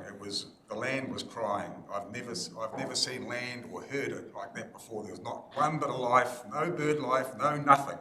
And I thought, what have we done? What have we done? It was absolutely, and I still feel it today, and I still feel for you for that travesty, really. So hopefully we can work together and make things so the land can laugh. The land can be happy, and the people around the land will be happy as well. You know, and that's all part of our water, where our water supply comes from. And yeah, so thank you so much for being so resilient and so patient. And yeah, we look forward to a great relationship moving forward. Okay, Councillor Tibble, and then Councillor Gregory, you will have a right of reply. Thank you. Councillor Tibble. Kia ora. Can you hear me all right? Yeah, all good. Kia ora tātou coming in from Rotorua this morning. Tēnei te mihi atu kia koutou no Māra Taha o Waingake. Thank you for a substantial and important report. Thank you also too for the maturity of the approach that your report not only places history and shows what has occurred for your people, but also produces a solution going forward that enables co-design to occur for yourself and also with the council. What I do want to come to and speak to in relation to other debate that has occurred in chamber this morning concerning this paper in front of us is that we must always remember that equity, inclusion cannot be achieved without the unbundling of conscious bias. And the conscious bias that is written all the way through this report from Jane Luton reminds us that in the first instance, councils were created to summarily remove all asset classes from Māori hands and move them directly into pioneer settler hands. We cannot hide that fact. That is the history of New Zealand. That is the history of district councils. And so that is a given. And that is actually the first workshop that we all attended as councils in the GDC in our beginning days. I find it interesting that Jane Luton was sufficiently of command as an expert to deliver that 6-hour wānanga to us, and then today be asked to review as if it's not possible that she would know her technical area of expertise. However, that being so, this is a space where we can all express our opinions to the fullness of our heart's desire, so I appreciate that. Moving forward, what I think is important for us to remember is that we came in on a space where the four well-beings were the mature aspect being placed here in relation to what the needs are of the tairāwhiti. In that way, then this particular report illustrates absolutely that in its strategic plan going forward. And for that reason, I salute the work co-designed again with officials and staff from inside the Gisborne District Council to produce this report, that this report is not a piece of work of Waingake and Māra Taha alone. It is an excellent example of co-design, and it sets a strategic pathway forward by which this work can be handled. For that reason, I 100% support it. Tēnā tātou katoa. Thank you for that. I will add my 5 cents and then we'll give our right of reply, and then once you've had, no, you go right at the end, we'll give Bella, and the right of reply always happen just before we vote. So I want to say thank you, Bella. Thank you for what Councillor Foster said earlier, walking this journey with us. It's been some time, we've been out there, you've hosted us several times. Thank you, Amy, for also building a healthy relationship, one of understanding, one of working together. And this paper also reminded me of our water discussion earlier. We were talking about us realising our water is not healthy, and the same what Councillor Foster said, where our land also need to heal. And I'm thinking of the 650,000 native trees that were planted there, like a fresh set of lungs for all of us, that everyone have the opportunity to enjoy or breathe in, or be part of the way we future-proof our region. So thank you for working with us. Thank you for being patient with us. And we look forward to a shared journey.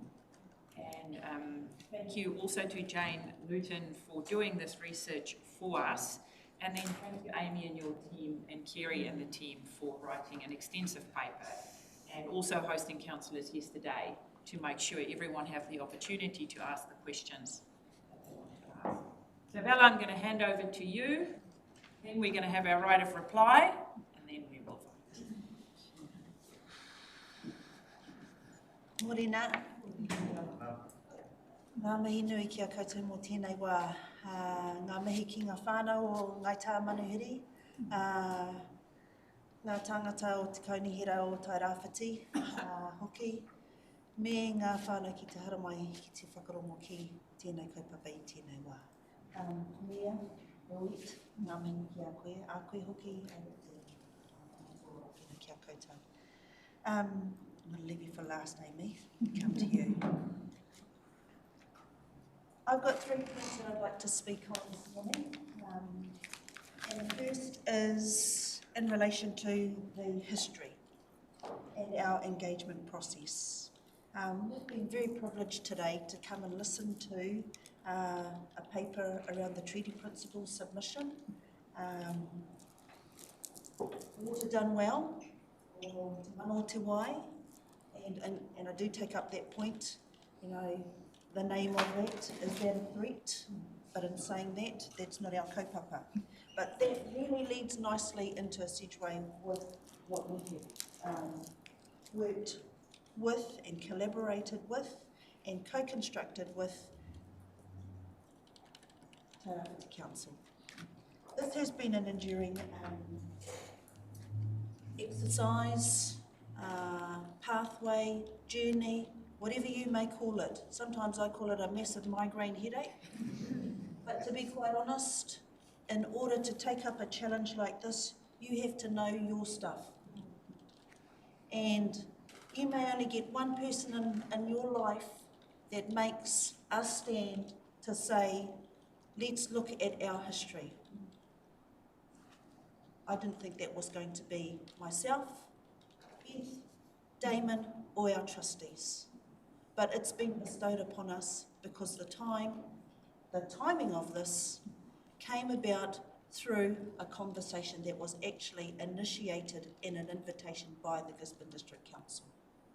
So this history, I call it an awakening of kaitiikitanga no Ngai Tā Manuhiri, because it is that. We've had to traverse a historical hara, injustices, unfairness, and come out the other end building relationships, sharing kōrero and stories, recreational activities, pathways, aspirations, all enhanced with a cyclone that brought us even closer together. We have never come to this building asking or wanting or demanding that we be recognised for any form of loss. Believe you me, I've got a list of them. I've got a list of them. But that was never our intent. Our intent was always to be mutually respectful in our collaboration as Tā Manuhiri. That's our name. Ngai Tā Manuhiri. We are the iwi that welcomes Te Tai Rāwhiti. Ko tērā te hononga o Ngai Tā Manuhiri. That is our momo, is to awhi, to support. That's who we are, and that's what we've brought.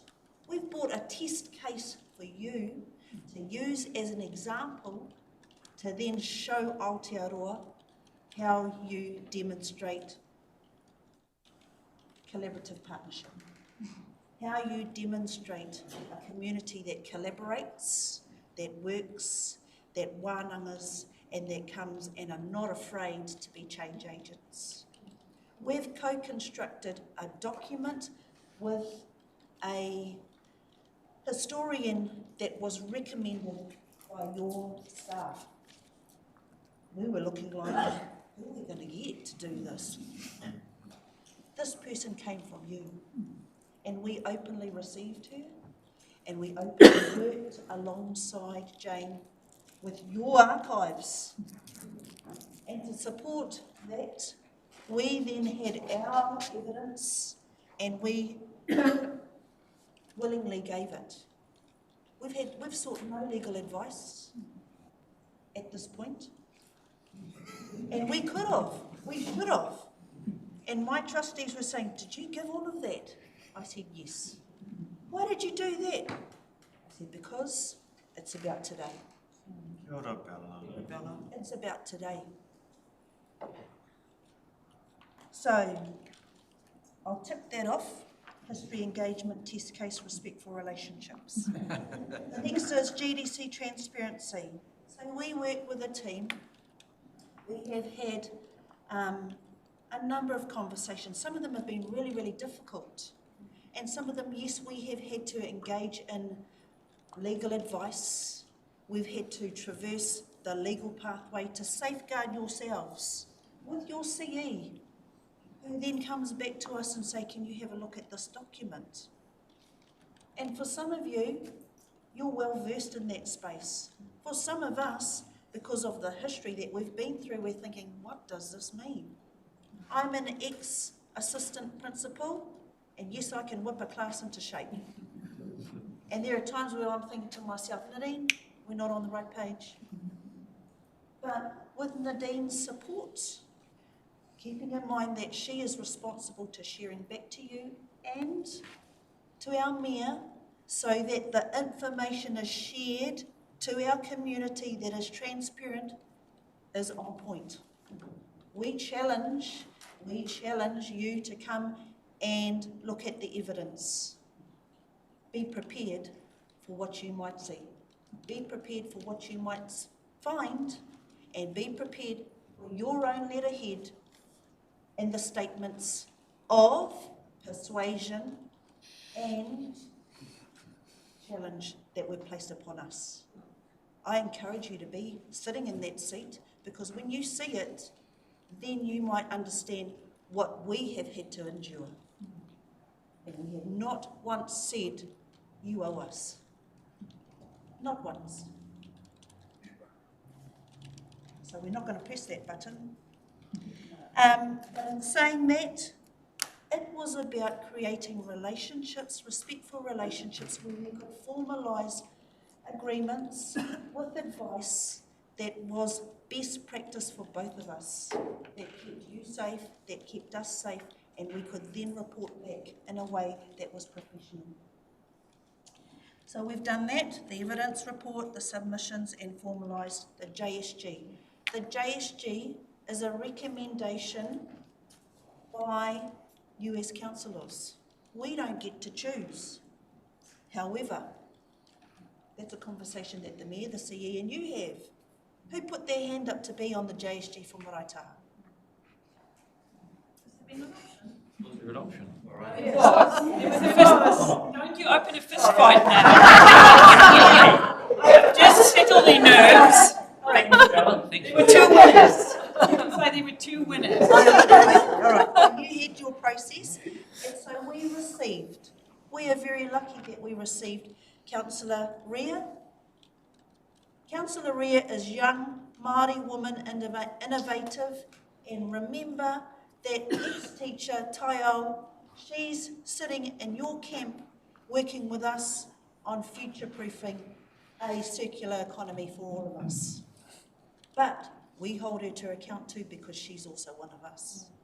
So believe you me, before you rake her over the coals, we will too. Councillor Gregory, huge respect for Councillor Gregory. Councillor Gregory and Councillor Rea replaced Councillor Faulkner and Councillor Seymour when we started this journey. Then they came on, but we had to wait for the Māori board election.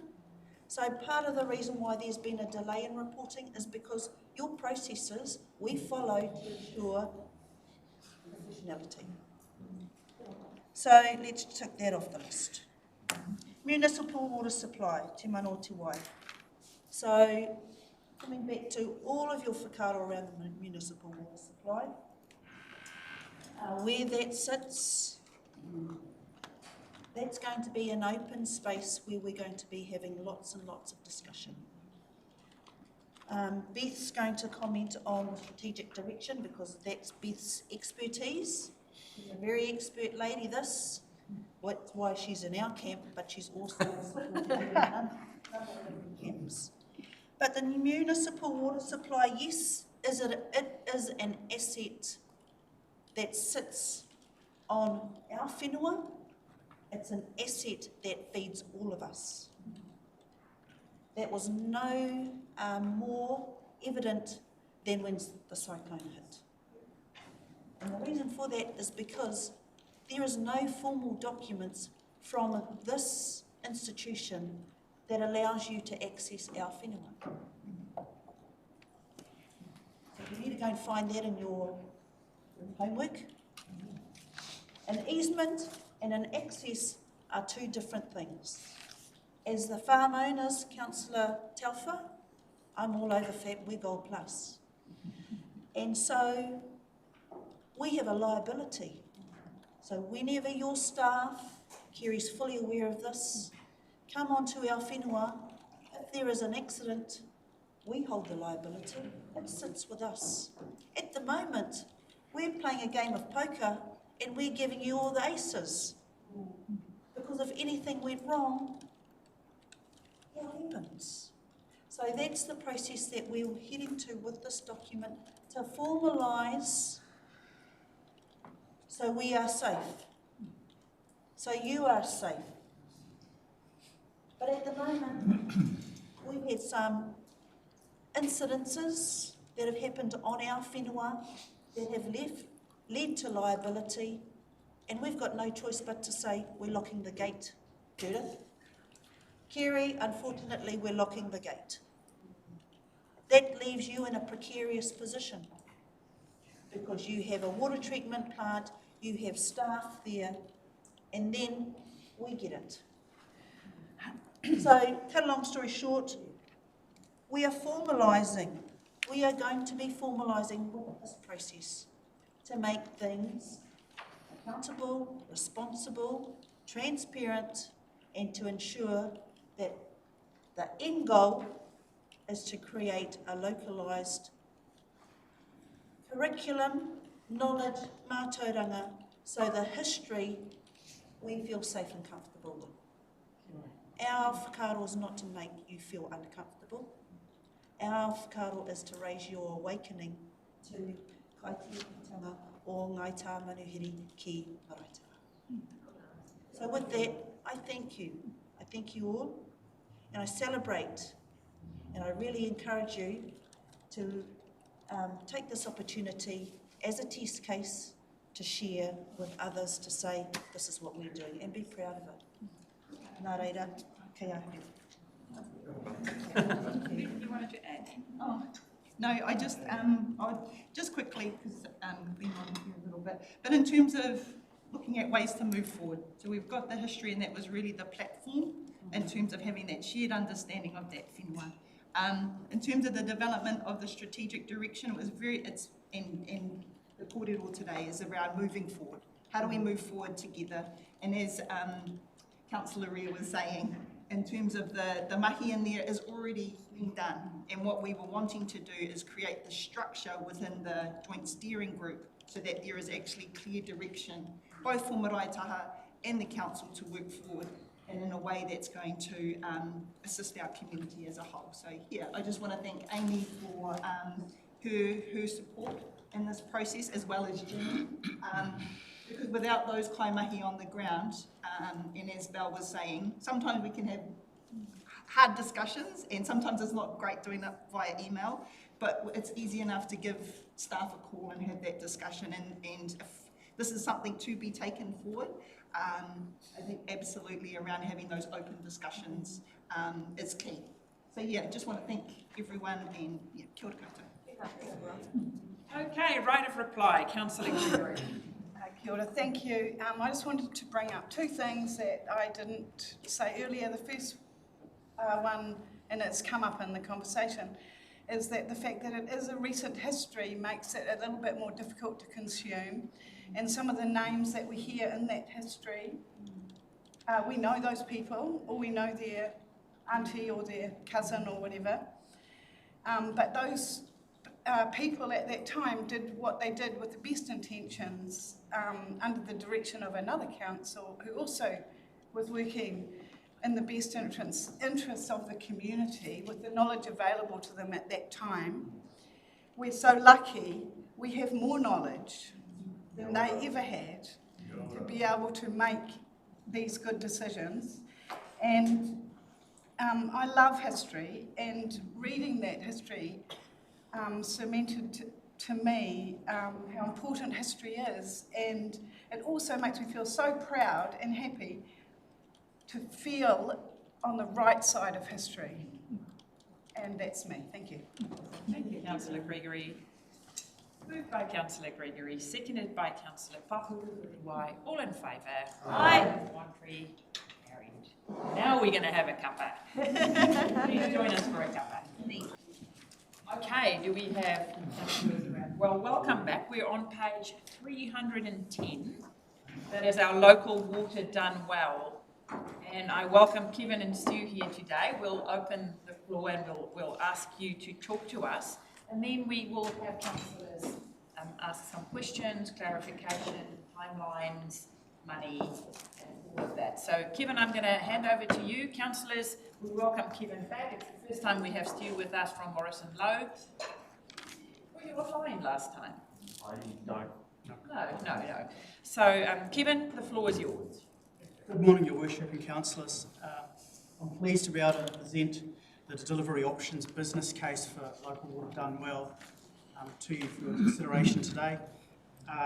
We'll take it as read, but before we ask for questions, I was going to invite Stu to say a few words on financial modelling that Morrison Low did, which really lies at the heart of both economic and financial cases that are in front of you. See everyone better rather than anything else. Māra Taha. I'm Stu Ross, Associate Director at Morrison Low, and been involved in water reform work for, I always say, longer than I care to remember, about 7 years. I expect I might be involved in it for another 7 at the rate that some of these conversations go, but hopefully not with you guys, because hopefully you guys moving in a direction that is the right way to go forward. Just a little bit of background before I get into the financial modelling. I've been involved in, I'm currently involved in doing local water done well work for 18 councils across the country, most of that involving some level of financial modelling, but also some aggregation conversations around regional councils.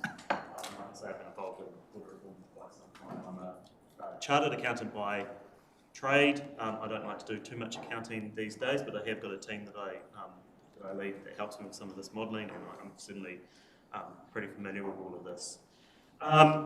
Look, I don't want to spend too long on this because I certainly can't speak as eloquently or as passionately as everyone was this morning around the other kaupapa that you were dealing with, and financial stuff is usually pretty boring for people who have been dealing with stuff like that. So look, I'll point out a few things around our modelling that I'll take you to that way, and then really the most important thing is for you guys to be able to ask me questions, because I can't anticipate any question that you've got there. So our modelling, just as a background as to how our modelling is pulled together, it's predominantly driven by your capital expenditure program. So that's because funding the capital works you need to fund to meet compliance obligations going forward under the water service delivery plan requirements is going to cost a lot of money. And the only place you're going to get that money really is borrowing. So what we effectively do, capital expenditure needed, how much money do we need to fund that? To fund that borrowing, there's a certain level of debt, revenue that we need to actually be able to leverage to that, right? So we hear about the 280% debt limits the council might have as a debt cap, but you usually want to set that a little bit lower than that, and our modelling sets that at 250. Or the 500% that the government's announced in terms of CCOs. So what we're effectively doing is you need this much debt. What is 500% of that? Do you have enough revenue to be able to support that? That's why our program is predominantly driven by capital. We do obviously have operating cost forecasts in there as well. We've taken your 3-year plan and effectively inflated that out. Now that means that if there are costs coming up that we don't know or aren't in your 3-year plan that you think might need to come in, they may not be in our modelling. They may not be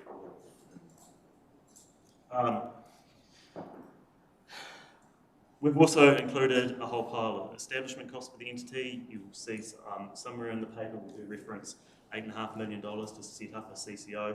That is, in our view, quite conservative, but that is based on NTU estimates. In fact, half the NTU estimates when we proportion them out. We believe you probably could set up an entity for less than that, but because that money is also loan funded, it doesn't have an immediate impact on rates or water charges in our modelling.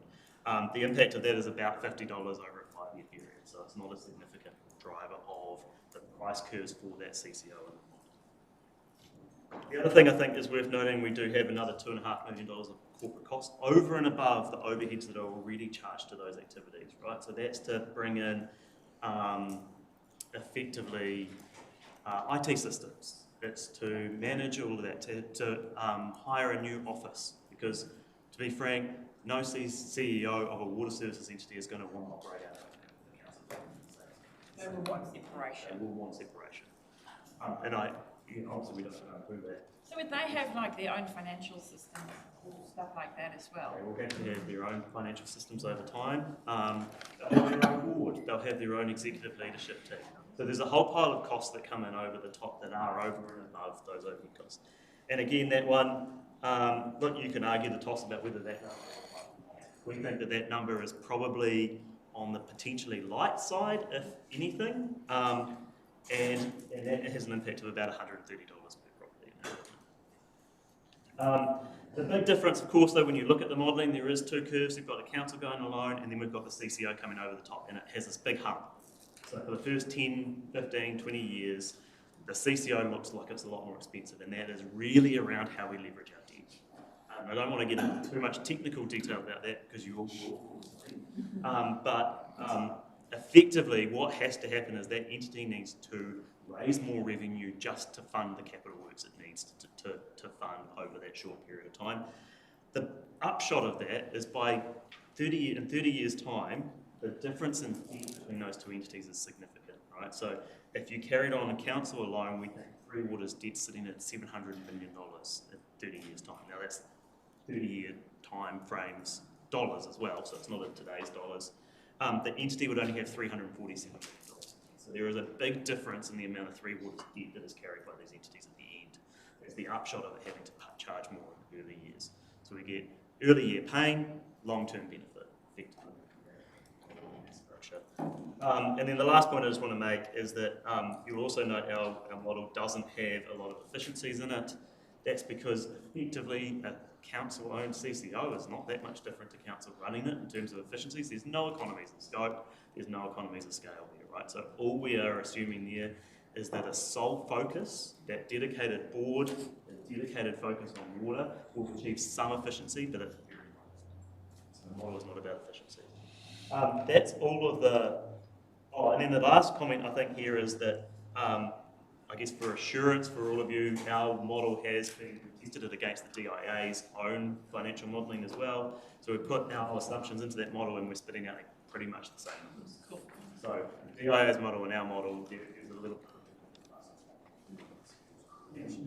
Other councils that have a similar profile? Yeah, so absolutely. So like I said, I'm working with 18 councils at the moment around this. A number of councils we're working with are single councils setting up their own CCO, and at least 2 or 3 of those councils have exactly the same debt profile that we've got going on here. And that's really because, we talk about this 500% limit. If you look at your Three Waters debt to your Three Waters revenue right now, it is probably pretty close to 300%. Probably 500%. It'll be close to 500%, I could probably tell you the number. But it's already really highly leveraged, right? Water is the most highly leveraged activity in councils, typically in terms of debt.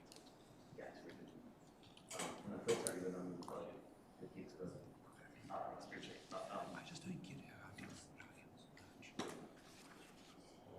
costs I just don't get it. You're actually at about 250, but when we set up an entity with assumed an entity start date of the year 27-28, it's already at 366% of Three Waters revenue. So Three Waters debt to Three Waters revenue is already over those council limits that you would look at. But you look at those council limits at a portfolio. So too much if we carry on in council. I'm going to break there in terms of my summary of what's in there, because I don't want to get right down into the weeds unless people have specific questions in the weeds. We can dig deeper later, I think. Just give us a good overview, and then if people have more specific questions, ka pai, we'll ask those. Any more?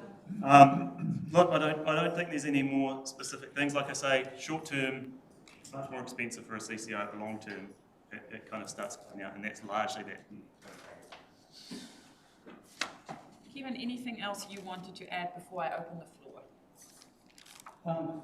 Just to say that the overall recommendation that you go with the in-house model is based off two considerations in reality. It's this balance and risk between short-term and long-term, that the longer term you look at financial analysis, the more vague it gets and the less likely is it that those benefits will actually ever transpire. So that weighted us a little bit more towards the short-term difference in the financial results, but also the broader suite of criteria that we considered in that multi-criteria analysis. A lot of them pointed you back towards staying in-house as well. And then also, you know, we talk about 10 and 30 years out. Things might change again. In 15 years' time, the government might say, oh no, we want everything back in council control, or we want one huge three waters, it's now one water. So I agree with you. Even in the 10-year plan that we do, you're only really sure of the first 3 years, and after that, not that sure. Yes. Okay, questions. Let's start. Councillor Māra Taha, Councillor Telfer, Councillor Gregory. I'm actually happy just to move the recommendations, mostly because even though there seems to be multiple options, there are only two real options for the Gisborne District Council and for the region. And, well, I don't see the point of putting up the others if it's not even going to be feasible or optional. And would like to see what the people say. So I'm just happy to move the paper. Thank you for that. Councillor Telfer. Yeah, I'll second the paper as well. We've already discussed this previously anyway around the options. Just one area of risk potentially between the two entities is that separation is separation, and that's solely what this entity, a CCO, would be doing. One risk we do have, and it's probably happened for donkey's years through the whole council and right across the country, is that it's very easy to rob Peter to pay Paul. And we're having to spend money on water infrastructure if it's not there through rates, which is our sole element of income. You tend to prioritise it, and that'll maybe go on the back burner for something else, whereas the separation, that is guaranteed to stay in that playing field. Is that a fair comment? Or? I would say under the new regime and the new requirements in the legislation, you won't be able to, I guess, rob the other council activities to fund anymore. So water will be water revenue just for water activities, and they'll want to show it. And the government clearly wants to see that that water revenue is enough to fund all the water activities. So I think those choices and some of those trade-offs that you might be used to being able to make at the council table when you're setting annual plans or setting long-term plan budgets, a lot of those choices are not going to be available to you economically and environmentally, water performance regulated environment. I thought Kevin was also to have a comment on that. Yeah, no, that's exactly right. The revenue that you collect for water services has to be sufficient to fund all your water activities, including debt servicing. So you can't use general rates to cross-subsidise paying off your water debt. But you do get the benefit of, as Stuart was explaining before, the fact that you've got the whole of council's debt limit to access though. It's just that the water services have got to pay for that themselves. Yeah. Cool. Councillor Gregory. Thank you. Just the short story, the big picture is that the government have said we have to do something about the waters all over the country. Some councils are in a good position, some councils are not, some councils have prepared, some have not. We are geographically isolated and we have to do something by ourselves. However, for the ratepayer, whatever we do is going to achieve nothing really more for them. They're still going to get water, wastewater, all their water services, but the only thing that's going to change is it's going to cost more because we have to do this because central government says we have to do it, and it just adds another layer of bureaucracy and cost to our people. And I just wish that we could just keep it how it is, but I guess we can't. And this is the same, you know, I mentioned I've done this work with a number of councils. We were at a workshop with 3 councils yesterday, and that was the same frustration I'm hearing across the country, right, is that the government is focusing on financial sustainability. Yeah. Who has to carry the affordability conversation with our communities? And who is responsible for that? The answer to that is that you are all responsible for having that conversation with your communities, and it puts you in a really difficult position going forward. And part of that is, and I heard it mentioned earlier about value of water as well, and value of life. We have undervalued water and underinvested in water, and I'm not specifically targeting Brisbane District Council. I'm targeting local government or New Zealand Inc. Consistently underinvested in water infrastructure for so long that actually the value is not right. I pay more for my broadband at home than I pay for my drinking water, and that is not right. It's broadband. Just supplementary, I accept that, but it's sort of like punishing the councils that have, like us, who have realised that we're going to need a wastewater plant and have charged rates for that over the years, and now all we're doing is we're going to say, oh well guys, we want some more money, but you're not getting anything else. And I just wanted to just ask one question. You said there, Stu, that you used our 3-year plan to work it all out. So our 3-year plan is a 100% recovery plan, and I'm just wondering how accurate your information is if under those circumstances. I probably glossed over that a little bit. So our 3-year plan is obviously where we've taken your capital expenditure forecast for the next 3 years in water and wastewater.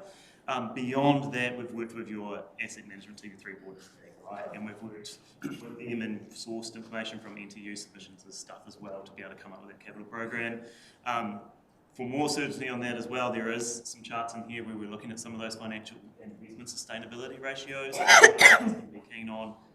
That do show that actually your planned investment in renewals, particularly in your network, is actually probably looking quite good.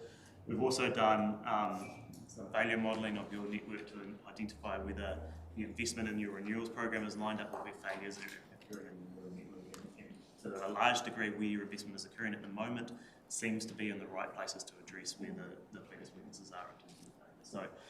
So there is actually a bit more work going on behind that, and I probably glossed over that a little bit earlier on. So. Okay, thank you. Councillor Wharehinga. Thank you very much. Thank you very much, Your Worship, and thank you for this report and your speech this morning, Stu. I just wanted to ask you a cheeky question based on the kind of option 1 and option 2 with your financial. You've been in charge of our financial modelling. Which one would be the option that you would pick if you were part of this community, mate?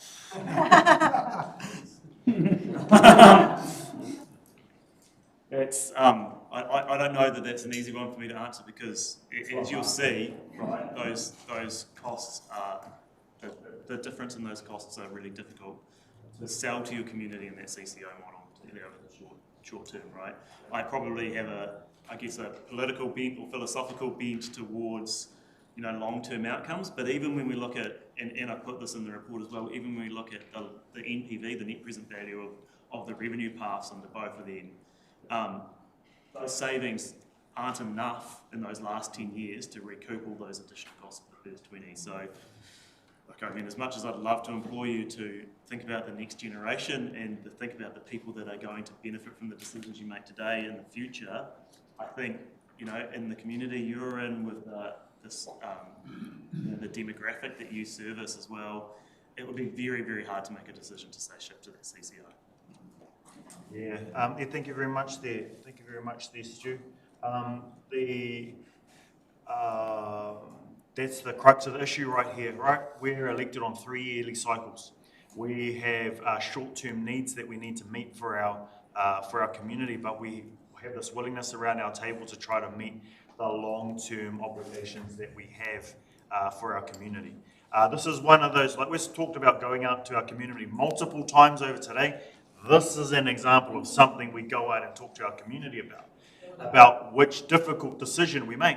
Is it a difficult decision that we make to meet our present issues that will probably mean our holding costs and our long-term debt costs are actually higher? Or do we as a community decide we sacrifice and pay through the nose right now for water in order to be able to save our debt costs in 30 years' time, and not have lower debt costs in 30 years' time? I mean, those are these are actual difficult parts of what it means to be a councillor, right? So yeah, I think that I'm in favour of part 2, number 2 of our recommendations, that we go out with our preferred option being the one that's kind of present to our community right now, the thing we can do and get runs on the board with our community right now. In principle, I'm more of a intergenerational, long-term thinking kind of person, We talk about, in our own personal lives, we talk about intergenerational wealth. We talk about mokopuna decisions. We talk about all of these long-term kind of conversations, but what that also means is heavily sacrificing right now in order for those things to be easier later on.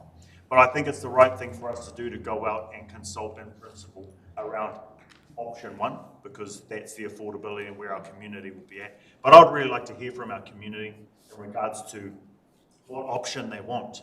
I did also want to ask a specific question about, you made the comment earlier around we can't use the general rates to pay off water debt. I thought that our UAGC also took in part, had a consideration of water inside of it. This is the new legislative requirement for you to ring fence, if you stay inside council, for you to ring fence all water investment, expenditure and revenue.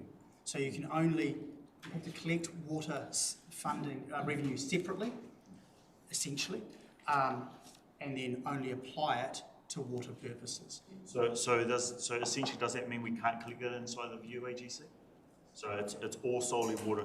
Thank you for that. Thank you for that clarity, because that part there is also what I think we need to think about as well in terms of the other costs that affect our community, adopting that same kind of model, and I mean specifically about our roading costs. There are lots of our rural community who, when it came to our UAGC, questioned the inclusion of things like wastewater, et cetera, under the UAGC. Equally, those same communities did say that they're happy to for their rates to increase if it meant that it impacted their roads where they were right then and there. I think that this is an opportunity for us to radically talk about how differently we rate moving forward. Easy for a councillor who's not running again next term to say, but I've always held this position, and now this water legislation is actually in line with the thing that I've always said as a councillor.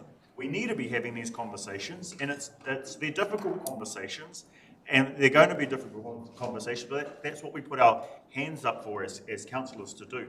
So I'm supportive of this paper. I would really implore our community to actually submit around which of the most of these difficult options we pick, and we will definitely be led by the community in regards to this thing that directly impacts them today. Kia ora tātou. Next I have Councillor Robinson and then Councillor Foster. Thank you. Madam Chair, I have a number of questions, so please help us out. Can you show us where in the report the percentage that households are paying now of the actual cost of water is located? I found the tables are projected forward. I'd like to know if you have the figure in there, or the percentage, approximately. Households through our UAG cost and also the other costs paying 20% of the real cost of water at the moment, 40%, 100%, 80%, 120%. Do we know that figure? Of the real cost of water, that's probably a more difficult question to answer. What I can tell you at the moment, in terms of the information that I've got right to hand, is that approximately 2/3 of the revenue for water services, wastewater, and stormwater would appear to come from residential properties rather than commercial. So it's an apportionment issue as opposed to just... It's an apportionment issue. In terms of the actual, how much of the actual cost are they collecting, I would have to run that number for you. Okay, because when I read this paper, the first thing that came to my mind was, right now, I look at the tables, I just go back a bit, look at the table on, say, page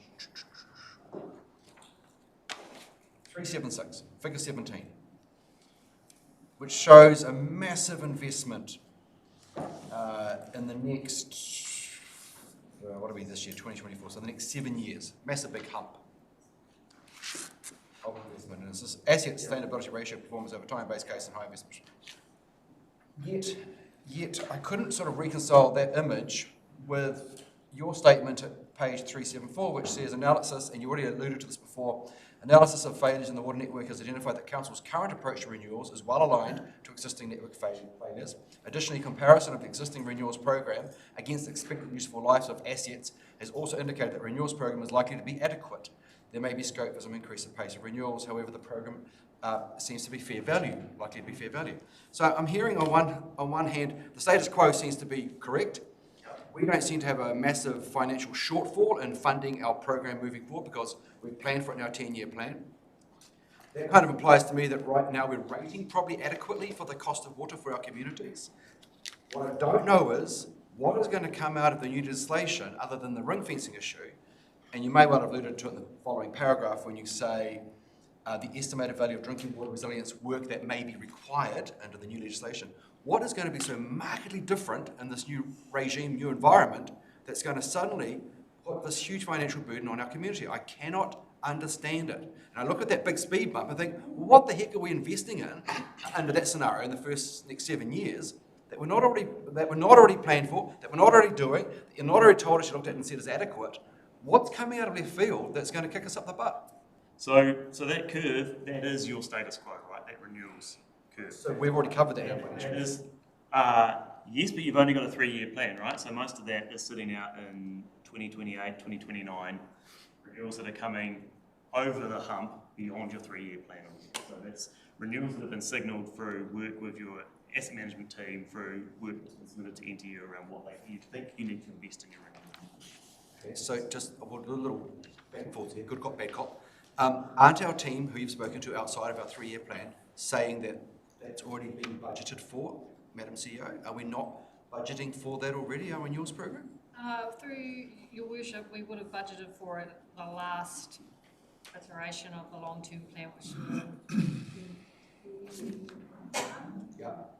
and then we did a whole revamp of the 3-year recovery plan, and then we'll have to go through another round. So did something markedly change between the last long-term plan, where this clearly would have been covered, to what is now speed bump? We're not bringing it up. Sorry, we have now got new regulations in place that provide additional requirements on the team to be able to account for and deliver.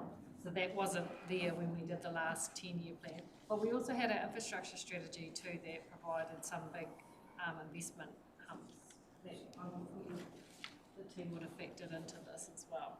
Yes. Yeah, we've got, but I think the critical thing here is, so just coming back to your original point around the revenue, at the moment the revenue you're collecting at a consolidated level across all three waters, not just one at a time, is about 86% of your total expenditure. So there is a gap in the funding already. That's not counting volumetric base charges that potentially fluctuate a little bit and a little bit unreliable, or subsidies that are coming in the council as well. I think the other point to note is that, and I haven't graphed a pure, status quo here in the report that we're doing, which is just your LTP numbers, but the increase in costs, even with those budgeted numbers, is actually still quite significant. What? It's still quite significant. So it's still a reasonable, it's still a significant increase in charges. We haven't modelled in, and I want to be clear on this, we haven't modelled in an ambitious capital works program in here. We haven't modelled in a significant increase in operating costs. There is some additional cost relating to some compliance and regulatory stuff. It's about $500,000. There's not a lot of additional OPEX coming into this, so it is predominantly around funding your depreciation. And the other big thing is correcting your revaluation, so your asset valuations and status quo and your long-term plan. You haven't had your assets revalued, I think, for 2 or 3 years prior to when we did this work, so we've corrected the valuation of those, which has uplifted your depreciation charge. That's always a big impact on rates when that happens. So our modelling also includes that uplift in uplift that's reflecting the increased cost of installing stuff. Mr. Barry is desperate to add to the conversation. Not desperate to add, but I would say we mentioning before about renewals. We are behind in renewals, but comparative to the rest of the MOTU, we are sitting pretty well. So a bit of that asset push is related to that. I guess our water system is less under pressure from growth than other regions. So you get a very different model if you pop into the Bay of Plenty or if you even go to Hawke's Bay. And growth is driving capital costs. The water network we have here that's reticulated as well also performs well financially because it sits in the city area. It's not like Hastings District Council where it includes a lot of rural as well. So from that perspective, we're quite healthy. Our ability to pay is our chief challenge if we grow further. But if we grow, our policy is that we charge for the infrastructure outlay with development, don't we? Developers don't go and do a greenfield development and then we go, oh, the whole community's got to cough up $30 million for the price. It's all part of the development process, however how it's done, isn't it? We get development contributions from them, but that doesn't necessarily cost. Your development contribution piece you put in the ground for your bit, but not necessarily the ripple effect you have back in the network, back to the treatment capacity. And then you often get these massive costs. So if you were to upgrade a treatment plant or something, then goodbye $70 million. So that's what we've got to keep an eye on. So development contributions happen to those elements there. They pay for that piece. They don't necessarily pay for the existing or their portion of the existing asset base that you have there. So, Mr. Barry, please indulge me, Madam Chair. You just said that our renewals program is behind, but fundamentally, do you agree with the report's analysis? Then it says that it's well aligned with existing network failures. It's absolutely it is, and behind expected lifetimes. Yeah, behind's not. We're able to answer every single failure we've had for good reason in the networks that are over age, like. So we've got a good understanding of our network, and we're increasing our investment in that replacement, but not turning it into you have to do it in one year or anything. So because we're also mostly on an alluvial plain, nice and flat area, we've got a good understanding of how failures happen and occur. You could compare that to Wellington. We have hills and valleys and little coastal areas with all different pressures and different challenges that they face. And that's a good comparison. When failures happen in our network, we pretty much know exactly what happened. So we're on top of our network here. Yeah. Councillor Foster. Yeah, thank you. I just got one question. Why is the government dropping stormwater out of Water's Done Well? They are making it an optional component of local water done well, so it's not being abandoned entirely. So local water done well, in fact, one of the key decisions you have to make that needs to be expressed in your consultation document and around the preferred model that you go forward to community with is whether that model includes the management of stormwater or not. So there's no requirement for you to leave it out, there's no requirement for you to pull it in. They're trying to punt everything back to you. Pretty obvious. Leave it in because we're all on the same ground. Yeah, I mean, look, and I would say that it probably is obvious. Well, certainly I would share that opinion. But if I got 100 engineers in this room, I don't think all of them would agree with that same statement. I think you might be 50-50 split. The other question is water metering. Where does that feature? And again, so water metering for the purposes of the decision that you have to, or the consultation you have to go out, is not something that has to be considered as part of that consultation. That doesn't mean that water metering isn't something that an entity would adopt, and I certainly, again, have opinions about whether water metering is good or not, but water metering is not part of the same decision. But it's been recognised that water metering would save 30% of water consumption. You know, and that's probably an easy way of charging as well. You know, getting Yeah, there's a whole pile of really, really good reasons why you might want to invest in water metering. A whole pile of them. So I can't recall which year that we had it in initially in our... Six. So we would have costs of that as well. Who's next? Because my list only goes to Larry Foster. Councillor Pahuruhuriwai. Thank you guys for the report. I'm in support of option 1. I also like Councillor Wharehinga's whakaaro around radically changing our rating, looking at rating. I live up in Wharekahika, northern end of the region, where we don't have any of this yet. I see throughout the paper, for example, on page 334, those who benefit directly should pay. That's in regards to all the different water.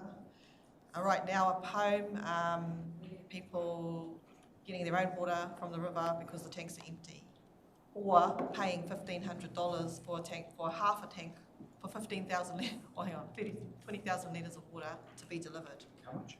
$1,500. So there is nothing anywhere that there's nothing in it, as Councillor Gregory was saying, there's nothing in it for our rural communities who have to pay for water, especially at the northern end of the region. We have our own septic tank, cleaning that out, we have to put our own septic tanks in, we have to provide our own water tanks, pay for those and have them filled, emptied, all of that. Stormwater, non-existent. So in terms of the radically looking at how we rate people, I'm in support of that because currently, and looking like going into the future, we would be rated unfairly because we don't have any access to any of those services you're talking about in the report. I'm also, and I'm in favour of option 1 because who knows what the next government is going to do. Come along and say, nah, we're going to scrap all of that CCTO stuff and we're going to go back to how it was before. So while I do think intergenerationally about most of the kaupapa that we have around here, and certainly this is one of those things, I'm also less confident that we're going to have enough time to put everything in place and go to all the expense of all of it, only for that to be dismantled again in the next vote, in the next 3 years. And intergenerationally, I think about our rural communities and what are we setting them up for when there's actually nothing, we don't get any direct benefit currently, or nor will we with this, with the proposals that you put together. You noted on page 334 around the wastewater. Council provides 4 septic sites around the region for the disposal of sewage from the maintenance of on-site wastewater systems. It's estimated that around 16,000 people, or about 31% of the population, do not have access to the public wastewater network. This includes nearly 70 marae and dozens of rural schools and businesses. So, you know, we're paying, what are we paying for? And that's the constant question that I get from the people that I represent is, what are we getting for our rates? And if the rates are going to increase, we're still getting nothing. Nothing times nothing equals nothing. Yeah. Not a question, just a statement. Yeah. Correct me if I'm wrong, people that don't get the service, like myself, who live outside of boundary, we only pay 10% of, so you don't get a lot, but you're also not charged the 100%. Am I correct? Yes. Okay, so just to clarify that, we are not getting anything, but we're also not paying for it.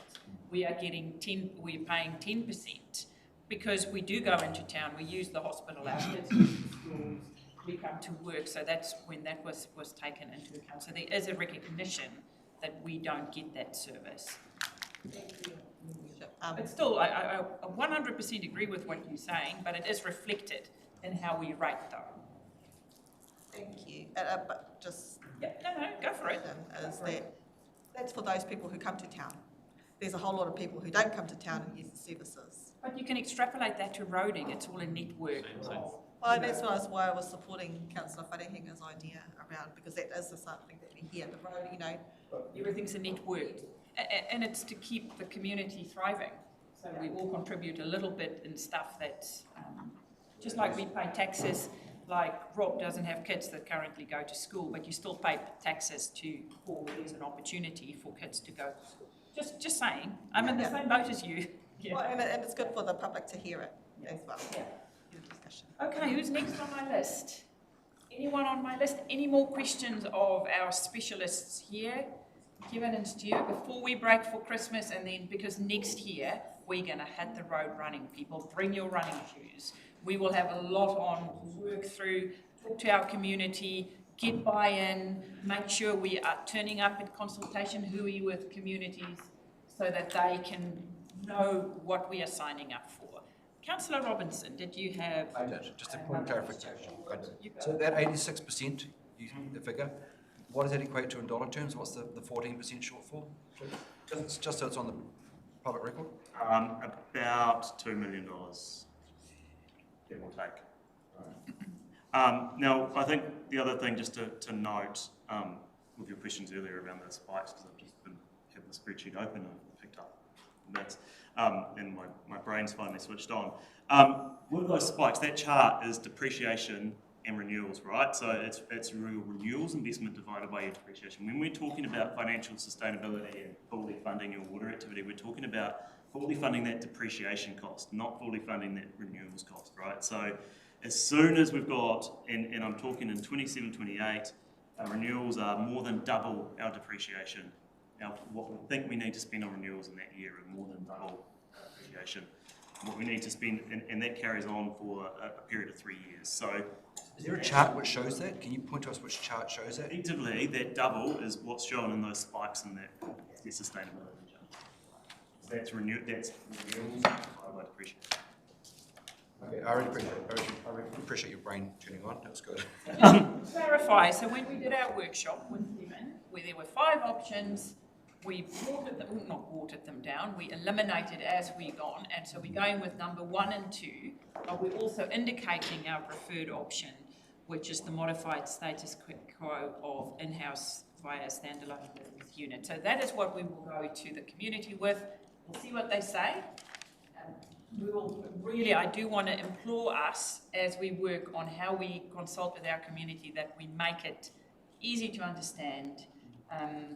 Lots in our community think Three Waters is gone, which is understandable because that discussion stopped. So it is important that we try and engage as much as possible, keep it in a way where it is easy to digest and to make sure we highlight the risks, the finances and the benefits for our community and verbalise that very clearly.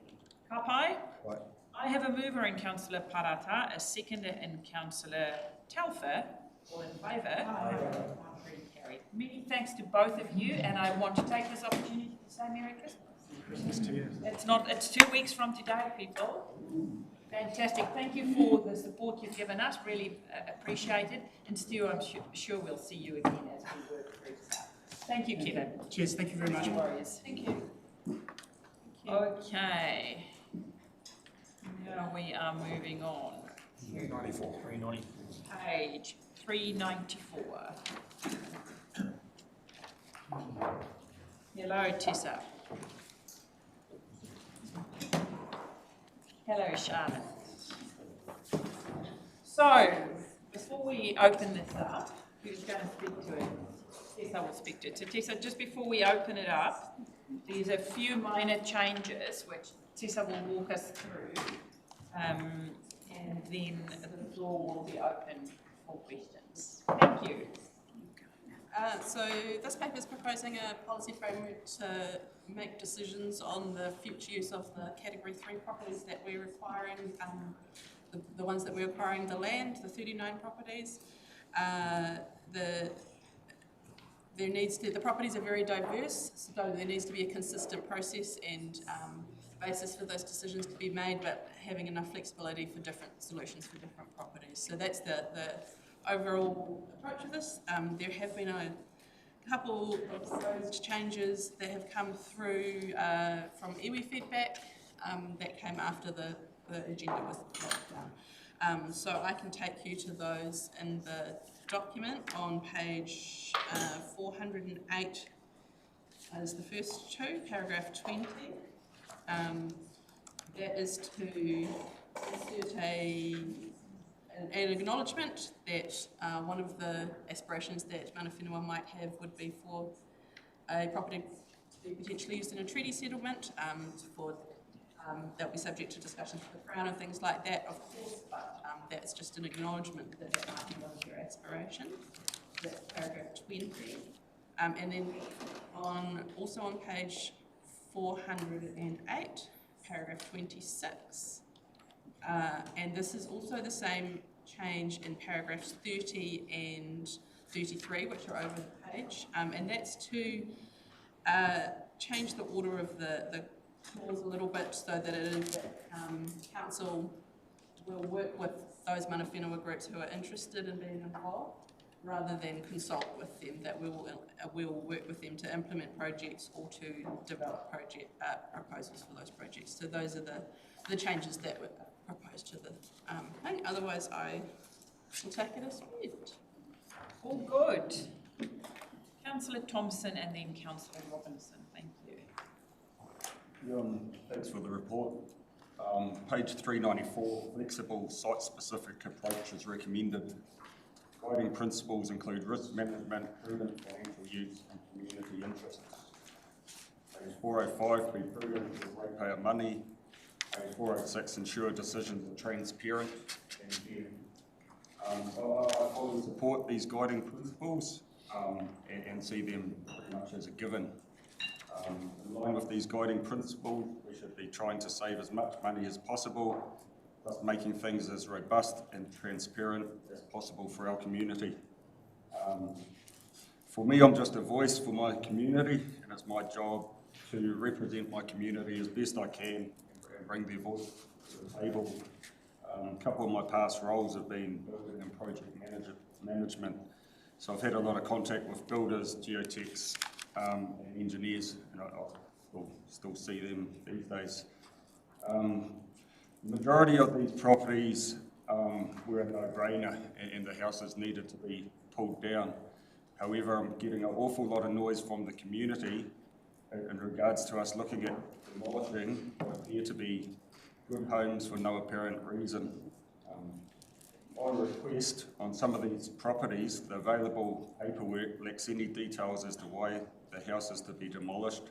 No geotech information, no peer reviews, just that it's been classified as Category 3 with no further information. I'm also hearing some people were even asked if they wanted their house to be Category 3 or not.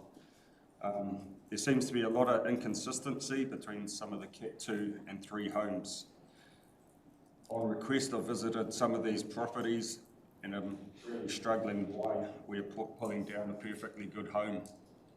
There's a housing shortage. Once we pull the house down, it's too late. We can't put it back. So I think we need to address it now.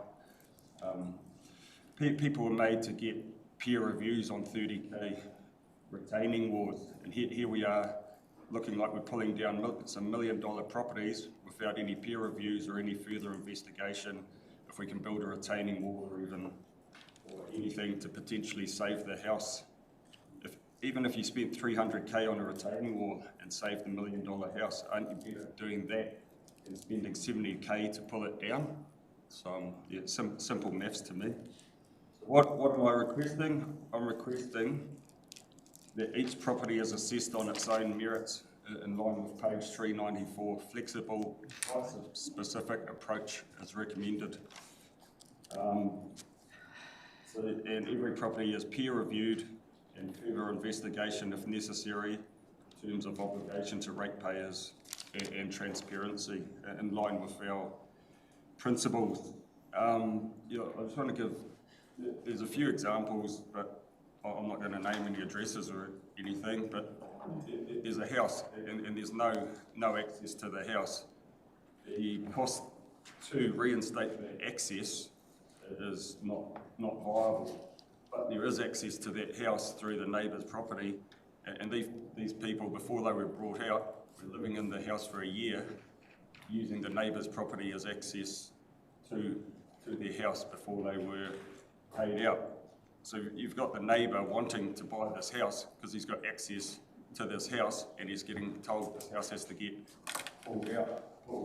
But there's no, like, the reason why it's getting pulled down is there's no access. But the people have been living in this house for a year using access through his property. It just doesn't make sense to me when there's a housing shortage why we would pull down a perfect house.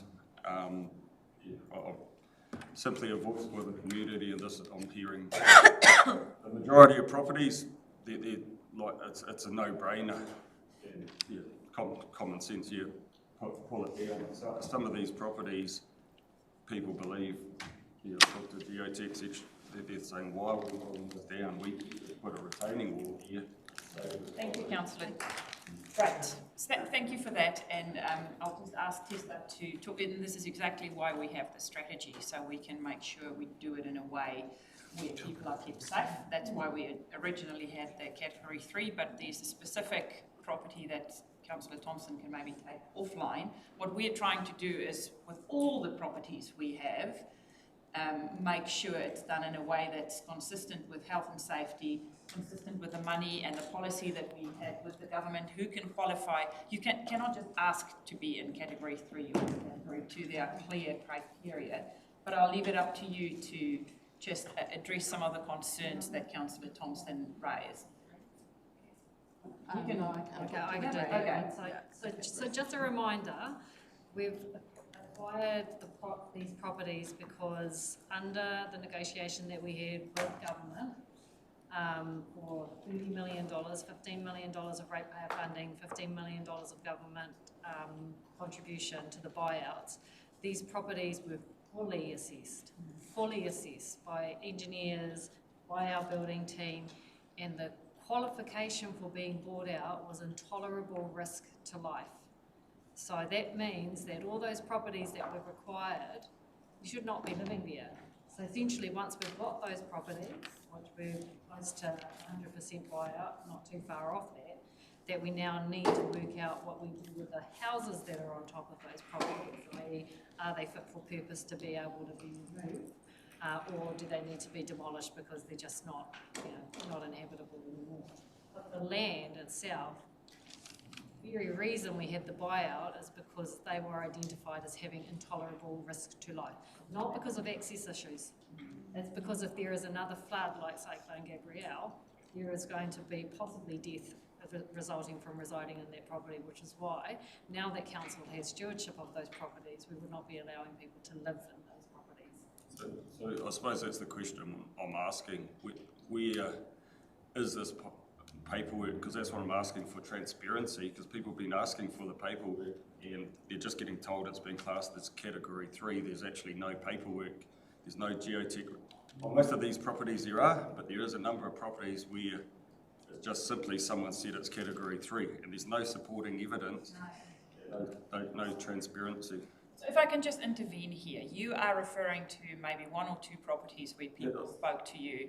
What we're talking about here is a policies today. So can I ask you your concerns about those 1 or 2 properties that you then ask the CEO, where's the paperwork, or what the people are asking for? Because I think we're conflating 2 issues now here. It is questions about a property, but we're trying to talk about a policy, which the CEO just said there might be nothing wrong with a whare, but the movement of that area, or the stability of the land, or someone who's in a flooding, were identified by engineers to be putting them in that category. Is that correct? So there's 2 issues here, and I'm not quite sure because we're talking in kind of hypotheticals, and I don't know what the That's why I'm asking you're asking. But this policy concerns all the properties we've already pulled out. Yeah, so the properties I've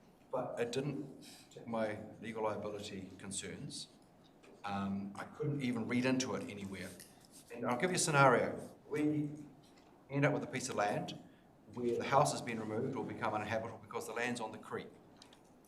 What's our obligation to stop that land or mitigate the risk of that land then encroaching on the neighbour's property? And I can think of, say, Russell Street, where the whole hill was sliding down.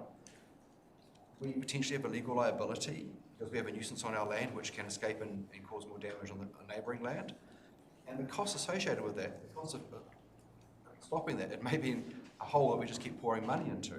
So I'm really, really concerned, and I'm glad the CE said what you just said about the fact that you negotiated for the ongoing costs. There are unsuccessfully. There are significant, in my view, risks that aren't covered in that risk matrix that I'm really worried about. And the land's uninsurable, I'm assuming, because it's... Can we just refrain from identifying any areas? Oh, yeah. Which you have done 30 seconds ago. Well, that's knowing that land is on the creep. I mean, it's an example of a potential ongoing liability as opposed to a flood damaged land. So, and assuming that land's uninsurable because it's now Category 3 land, we're not going to be able to cover our potential liabilities with insurance. So, this doesn't seem to, it's not covered here. If it's covered in there, can you show me where it's covered in here, please? So on page 411, paragraph 53 of the policy, that covers any land that after the decision-making process we end up with or we're stuck with, and that is that we will manage it appropriately and undertake any risk mitigation that is appropriate with the we retain with no particular use. Okay, so is this policy, this is the first draft of it, right? It's not the final policy, this is the... We're seeking adoption of the policy today. Okay, well, okay, so my first of my 2 points I want to cover is I think it's not clear enough and specific enough around potential legal liabilities. I just think it should be expressly covered in there. The second one is you I'm grateful for you doing it. You at the outset raised the different points. I'm just going to get to them now around iwi.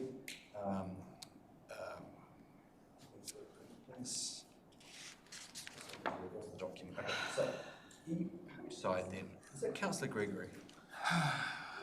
Go on. The second one is around our hierarchy for dealing with property, which is on page 398. Sorry, my dog's on taps. Just give me a moment, Madam Chair. No, I wanted to wrap this up. 398, please.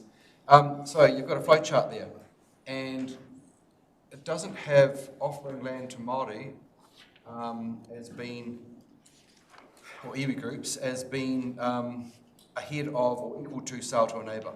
And I wonder why. Because you've actually noted in the paper that iwi interests are going to be discussed first, yet weirdly it says that a neighbour would have maybe more interest in a property. And so you've kind of placed in that flow chart, sale to a neighbour, they don't want it, then it will be offered to iwi, and the next one down. And I just thought that's, why is that box not sale to a neighbour or to iwi, or offer to a neighbour or iwi in the same box? It should be offer to a neighbour and then to iwi. And that's inconsistent with what you pointed out to us. I read that wrong, have I? That was a 50-50 call, to be honest with you. It's to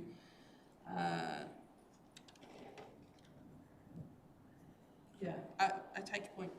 But it could be remediated by simply saying some of the neighbouring landowners are Māori landowners, so that will play out, but yeah.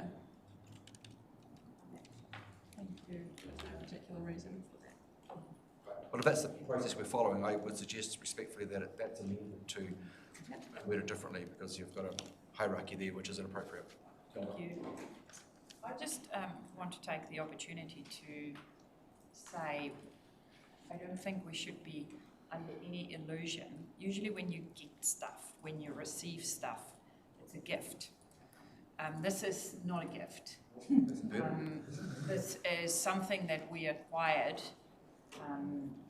with the the government wanting to play their part and have councils take part in this process. This will take money out of our community. There will be ongoing maintenance, some risks that we might not be aware of. So I want us to be very clear that we received this, but it's not a gift. It was something that we are glad that the government can support Category 3 homeowners to move on in very uncertain times. But it is complex for a council to now be the owner of pieces of property scattered across town, trying to be good stewards, looking after it. So it will be complex. Yes, Councillor Robinson. So final point then, given we're going to be adopting the strategy today, can the adoption be with the amendment that that box is blended with the one below? Noted. Thank you very much. Councillor Telfer and then Councillor Ria and then Councillor Alder. Yes, while I take Councillor Robinson's point, but this is coming back to what we've been discussing all day. Right at the very bottom here, we've got other community use. Now, I would think that if we're involving everybody in the community, that would be one of the first options. If the community has got a use for that land, whether it's recreational or whether it's whatever, that involves the whole community, that would be up the hierarchy. And we seem to put that at the bottom all the time. So, look, I'm trying to be difficult, but this seems to be a theme that comes through all the time, and I wonder where we sit with that. Because there are going to be community groups come and think, man, that would be great. We could use that for this without building a building on it type scenario. So, it's a point that it comes down to individuals' view on where different parts of the community sit. So, just something to take into account again. Thank you, Councillor Telfer. Pauline. Just with this policy, it was also fair to the ratepayer. And so what are the costs, and some of the costs when we assumed that if some of the land could have been sold or recouped some of those funds, it would have reduced the cost, the ongoing burden to the ratepayer for maintenance and the like. And so there were some assumptions in there that took that into account. So if it didn't have the protection of future flooding, which was the highest priority, and then did it have value for elsewhere to reduce the burden on the ratepayer for ongoing maintenance, or it reduced their overall costs, that was all taken into account. So the policy was holistic in that view in terms of its hierarchy. Thank you. Councillor Ria, Alder, and then Warehinga, and then Cranston. Kia ora tātou. I agree with what Rob has said, that this is a topic we've been mulling over all day, and I just want to point out that Māori is the community. Like there's a definition between that community is this thing that is separate to Māori, but actually when we look at Tolaga Bay, Te Aitanga Hauiti Hauora carry out every single service, day to day, operational in terms of health, physical, mental health and well-being. And because they're a Māori organisation does not mean that if they are to acquire a piece of land through the council for the benefit of the community, that it's not going to just be for Māori. It's going to be for the whole community of Uawa. It's going to be the same at Te Karaka. Mahakitea ki tangata with the Te Karaka Civil Defence. If they acquire a piece of land from the council, that absolutely is going towards an activity that benefits the whole community of Te Karaka. So I want to point that out. There is not a difference between Māori and community. In most of our rural communities, 80% of the community is Māori. So let's not draw those lines, please. That gets very frustrating because we have been going over this all day, and there are other communities, farming communities, economic business communities, education communities. There are different communities within a community, but let's not start implying that community is something that doesn't include Māori, or that if Māori, iwi, hapu or hauora organisations are going to have a first initial conversation on what should happen to a piece of land, that is going to benefit the whole community. And I think the cyclone taught us that, and Te Karaka is a prime example, is that the organisation and the powers that be that are hard at work in that community every day don't just do it for the Māori in that community. They do it for every single person. Kia ora. Thank you, Your Worship. Page 402, reputational risk of selling or otherwise transferring Category 3 land after it is possibly remediated to an acceptable level for proposal. A risk is identified here. Previous property owners could have their noses out of joint, that their family bit of land is being offered to someone else for sale. Could we not just add in there a clause that it is offered back first to the previous owner? Second one, straight underneath, conditions of sale / transfer may be able to be circumvented. So in the event of the property being sold to a neighbour and they put a granny flat on what was flooded land, we're seeing that as a risk. Well, in fact, if it's a granny flat or a tiny house, which has a much smaller footprint than the original house, which may, on our river, may have been flooded, is there anything wrong with someone putting a smaller footprint house well above the floodline? Again, this is an easy way of divesting ourselves of what we're going to see as problematic areas. I think it says there that the details of what granny flats will be able to be, where they'll be able to build them, that is still being determined by the government. But if there was a property that was sold to be a neighbour, we would look at that at that time, if that was what was happening, what the conditions needed to be, and exactly what the provisions were at that time. So yes, that could be. It's not ruling that anything out, but it's looking at the properties and the risks of the properties as they are now that we have them and the houses are gone. So there's going to have to be more risk assessments and things like that go into this, because they've got a new level of risk and new appetites of risk for different types of uses. So that would definitely come into that. Okay, Councillor Wharehinga and then Councillor Cranston. Thank you very much, Your Worship. If no one's, I think someone's moved it, no one's seconded it. I'm happy to second it. This is a very frustrating paper to listen to be quite honest, because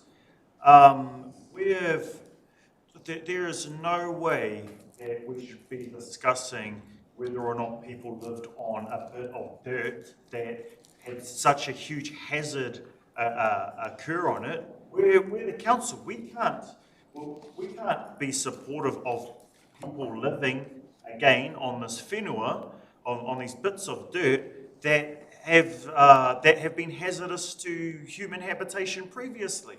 That's like the antithesis of what we're supposed to be doing.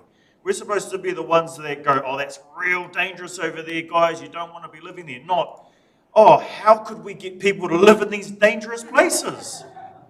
Like this is crazy. The other part too is we as council assume the community and Māori want these dangerous pieces of land. They probably don't.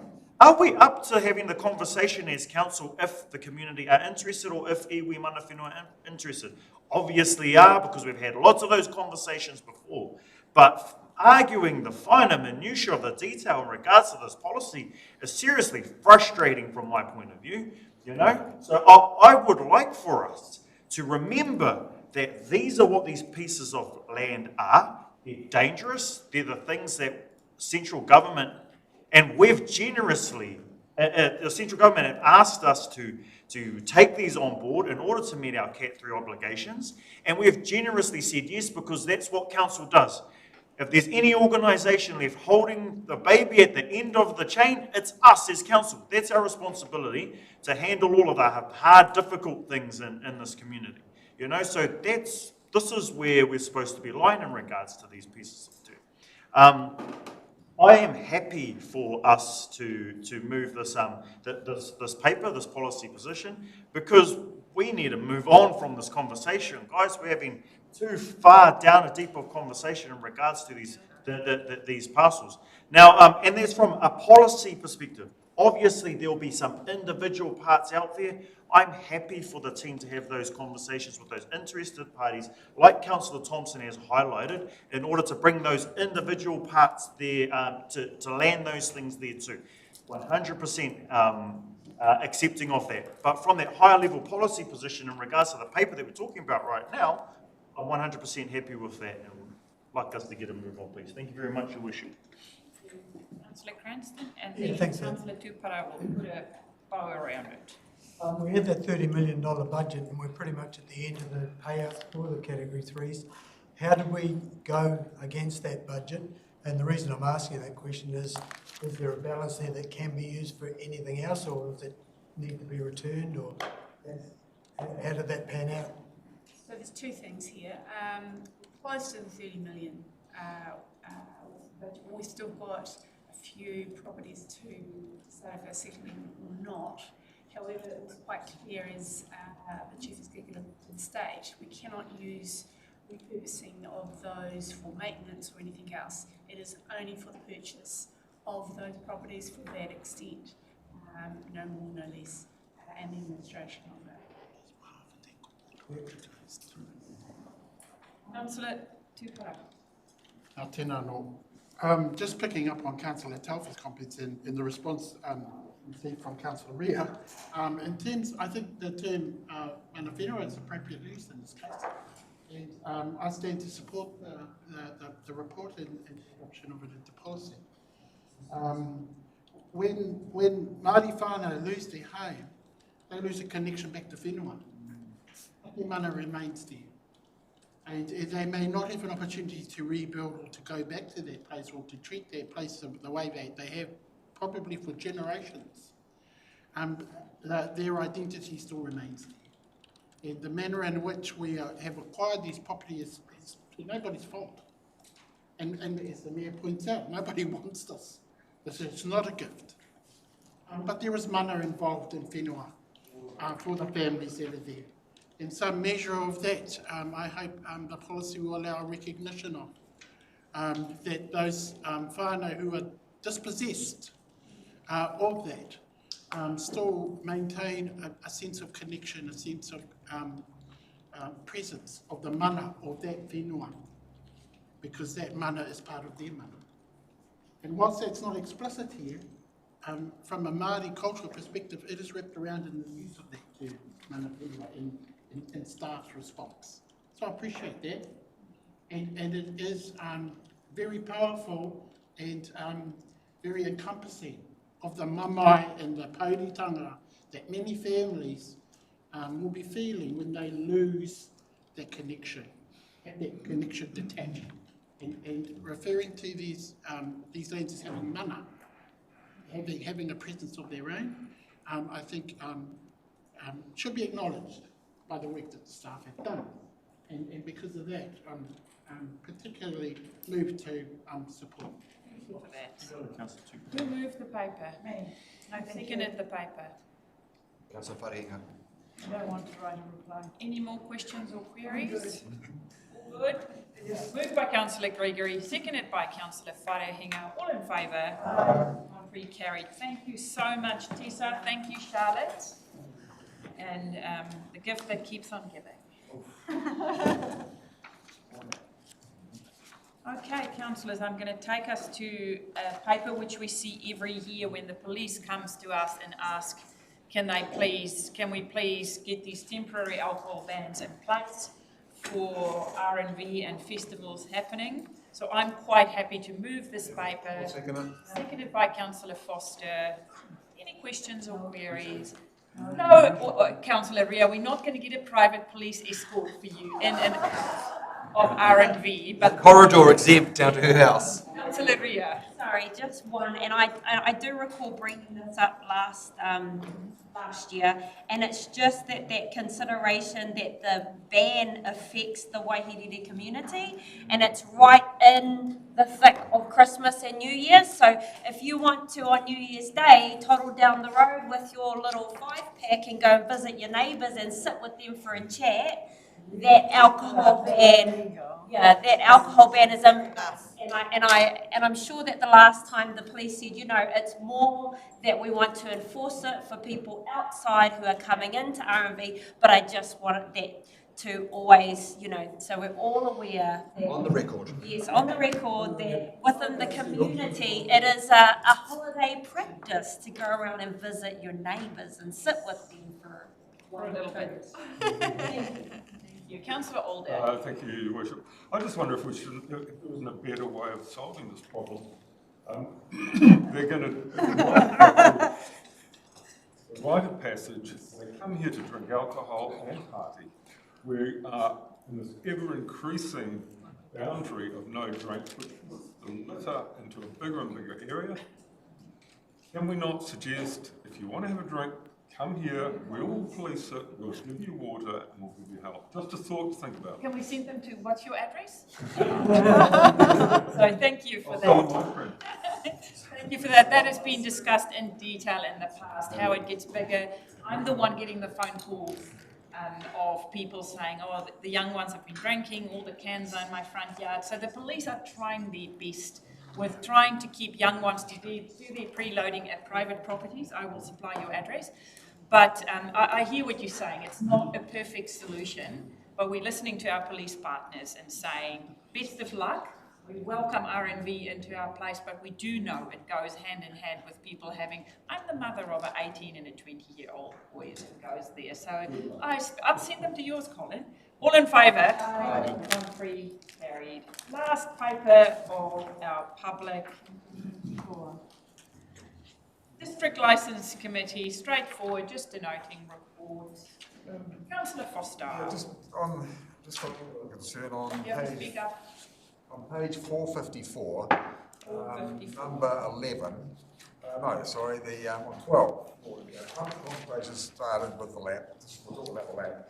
Started in March with the Council adopting the reviewed LAP in June, which was publicly notified on the 26th of July 2024, came into effect on the 26th of August 2024. Now, we know that we are dealing with the sensitive sites issue, which hasn't been mentioned here at all. So people will read this and think the new LAP is fait accompli, when in fact it's not.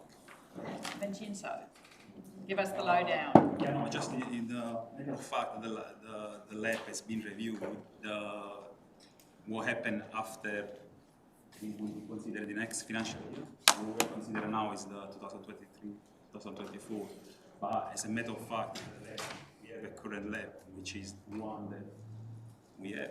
And the council is going through a review, but at the moment we have the LAP. Until the new stuff come in, you've got a current operating system. So we need to abide to the LAP. Yeah, sure. Yeah, I just would have liked to have seen something about the fact that the sensitive site is being reviewed and the LAP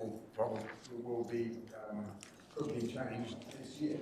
Yeah. So there's nothing in there to say that. I'm just thinking for a lot of people that I know that might read this and think, oh my goodness, we're being forgotten. I can note down what you say, but the focus is under about for the last financial year. So that yes, it's looking back. By July 2024 was the situation, and the situation is stable.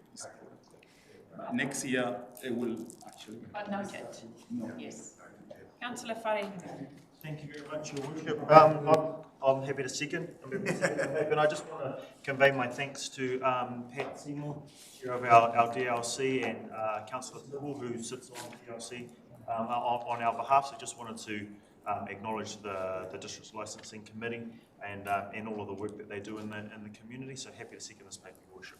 Thank you for that. Moved by Councillor Foster, seconded by Councillor Wharehinga. There are no more questions or queries. All in favour? Aye. carried.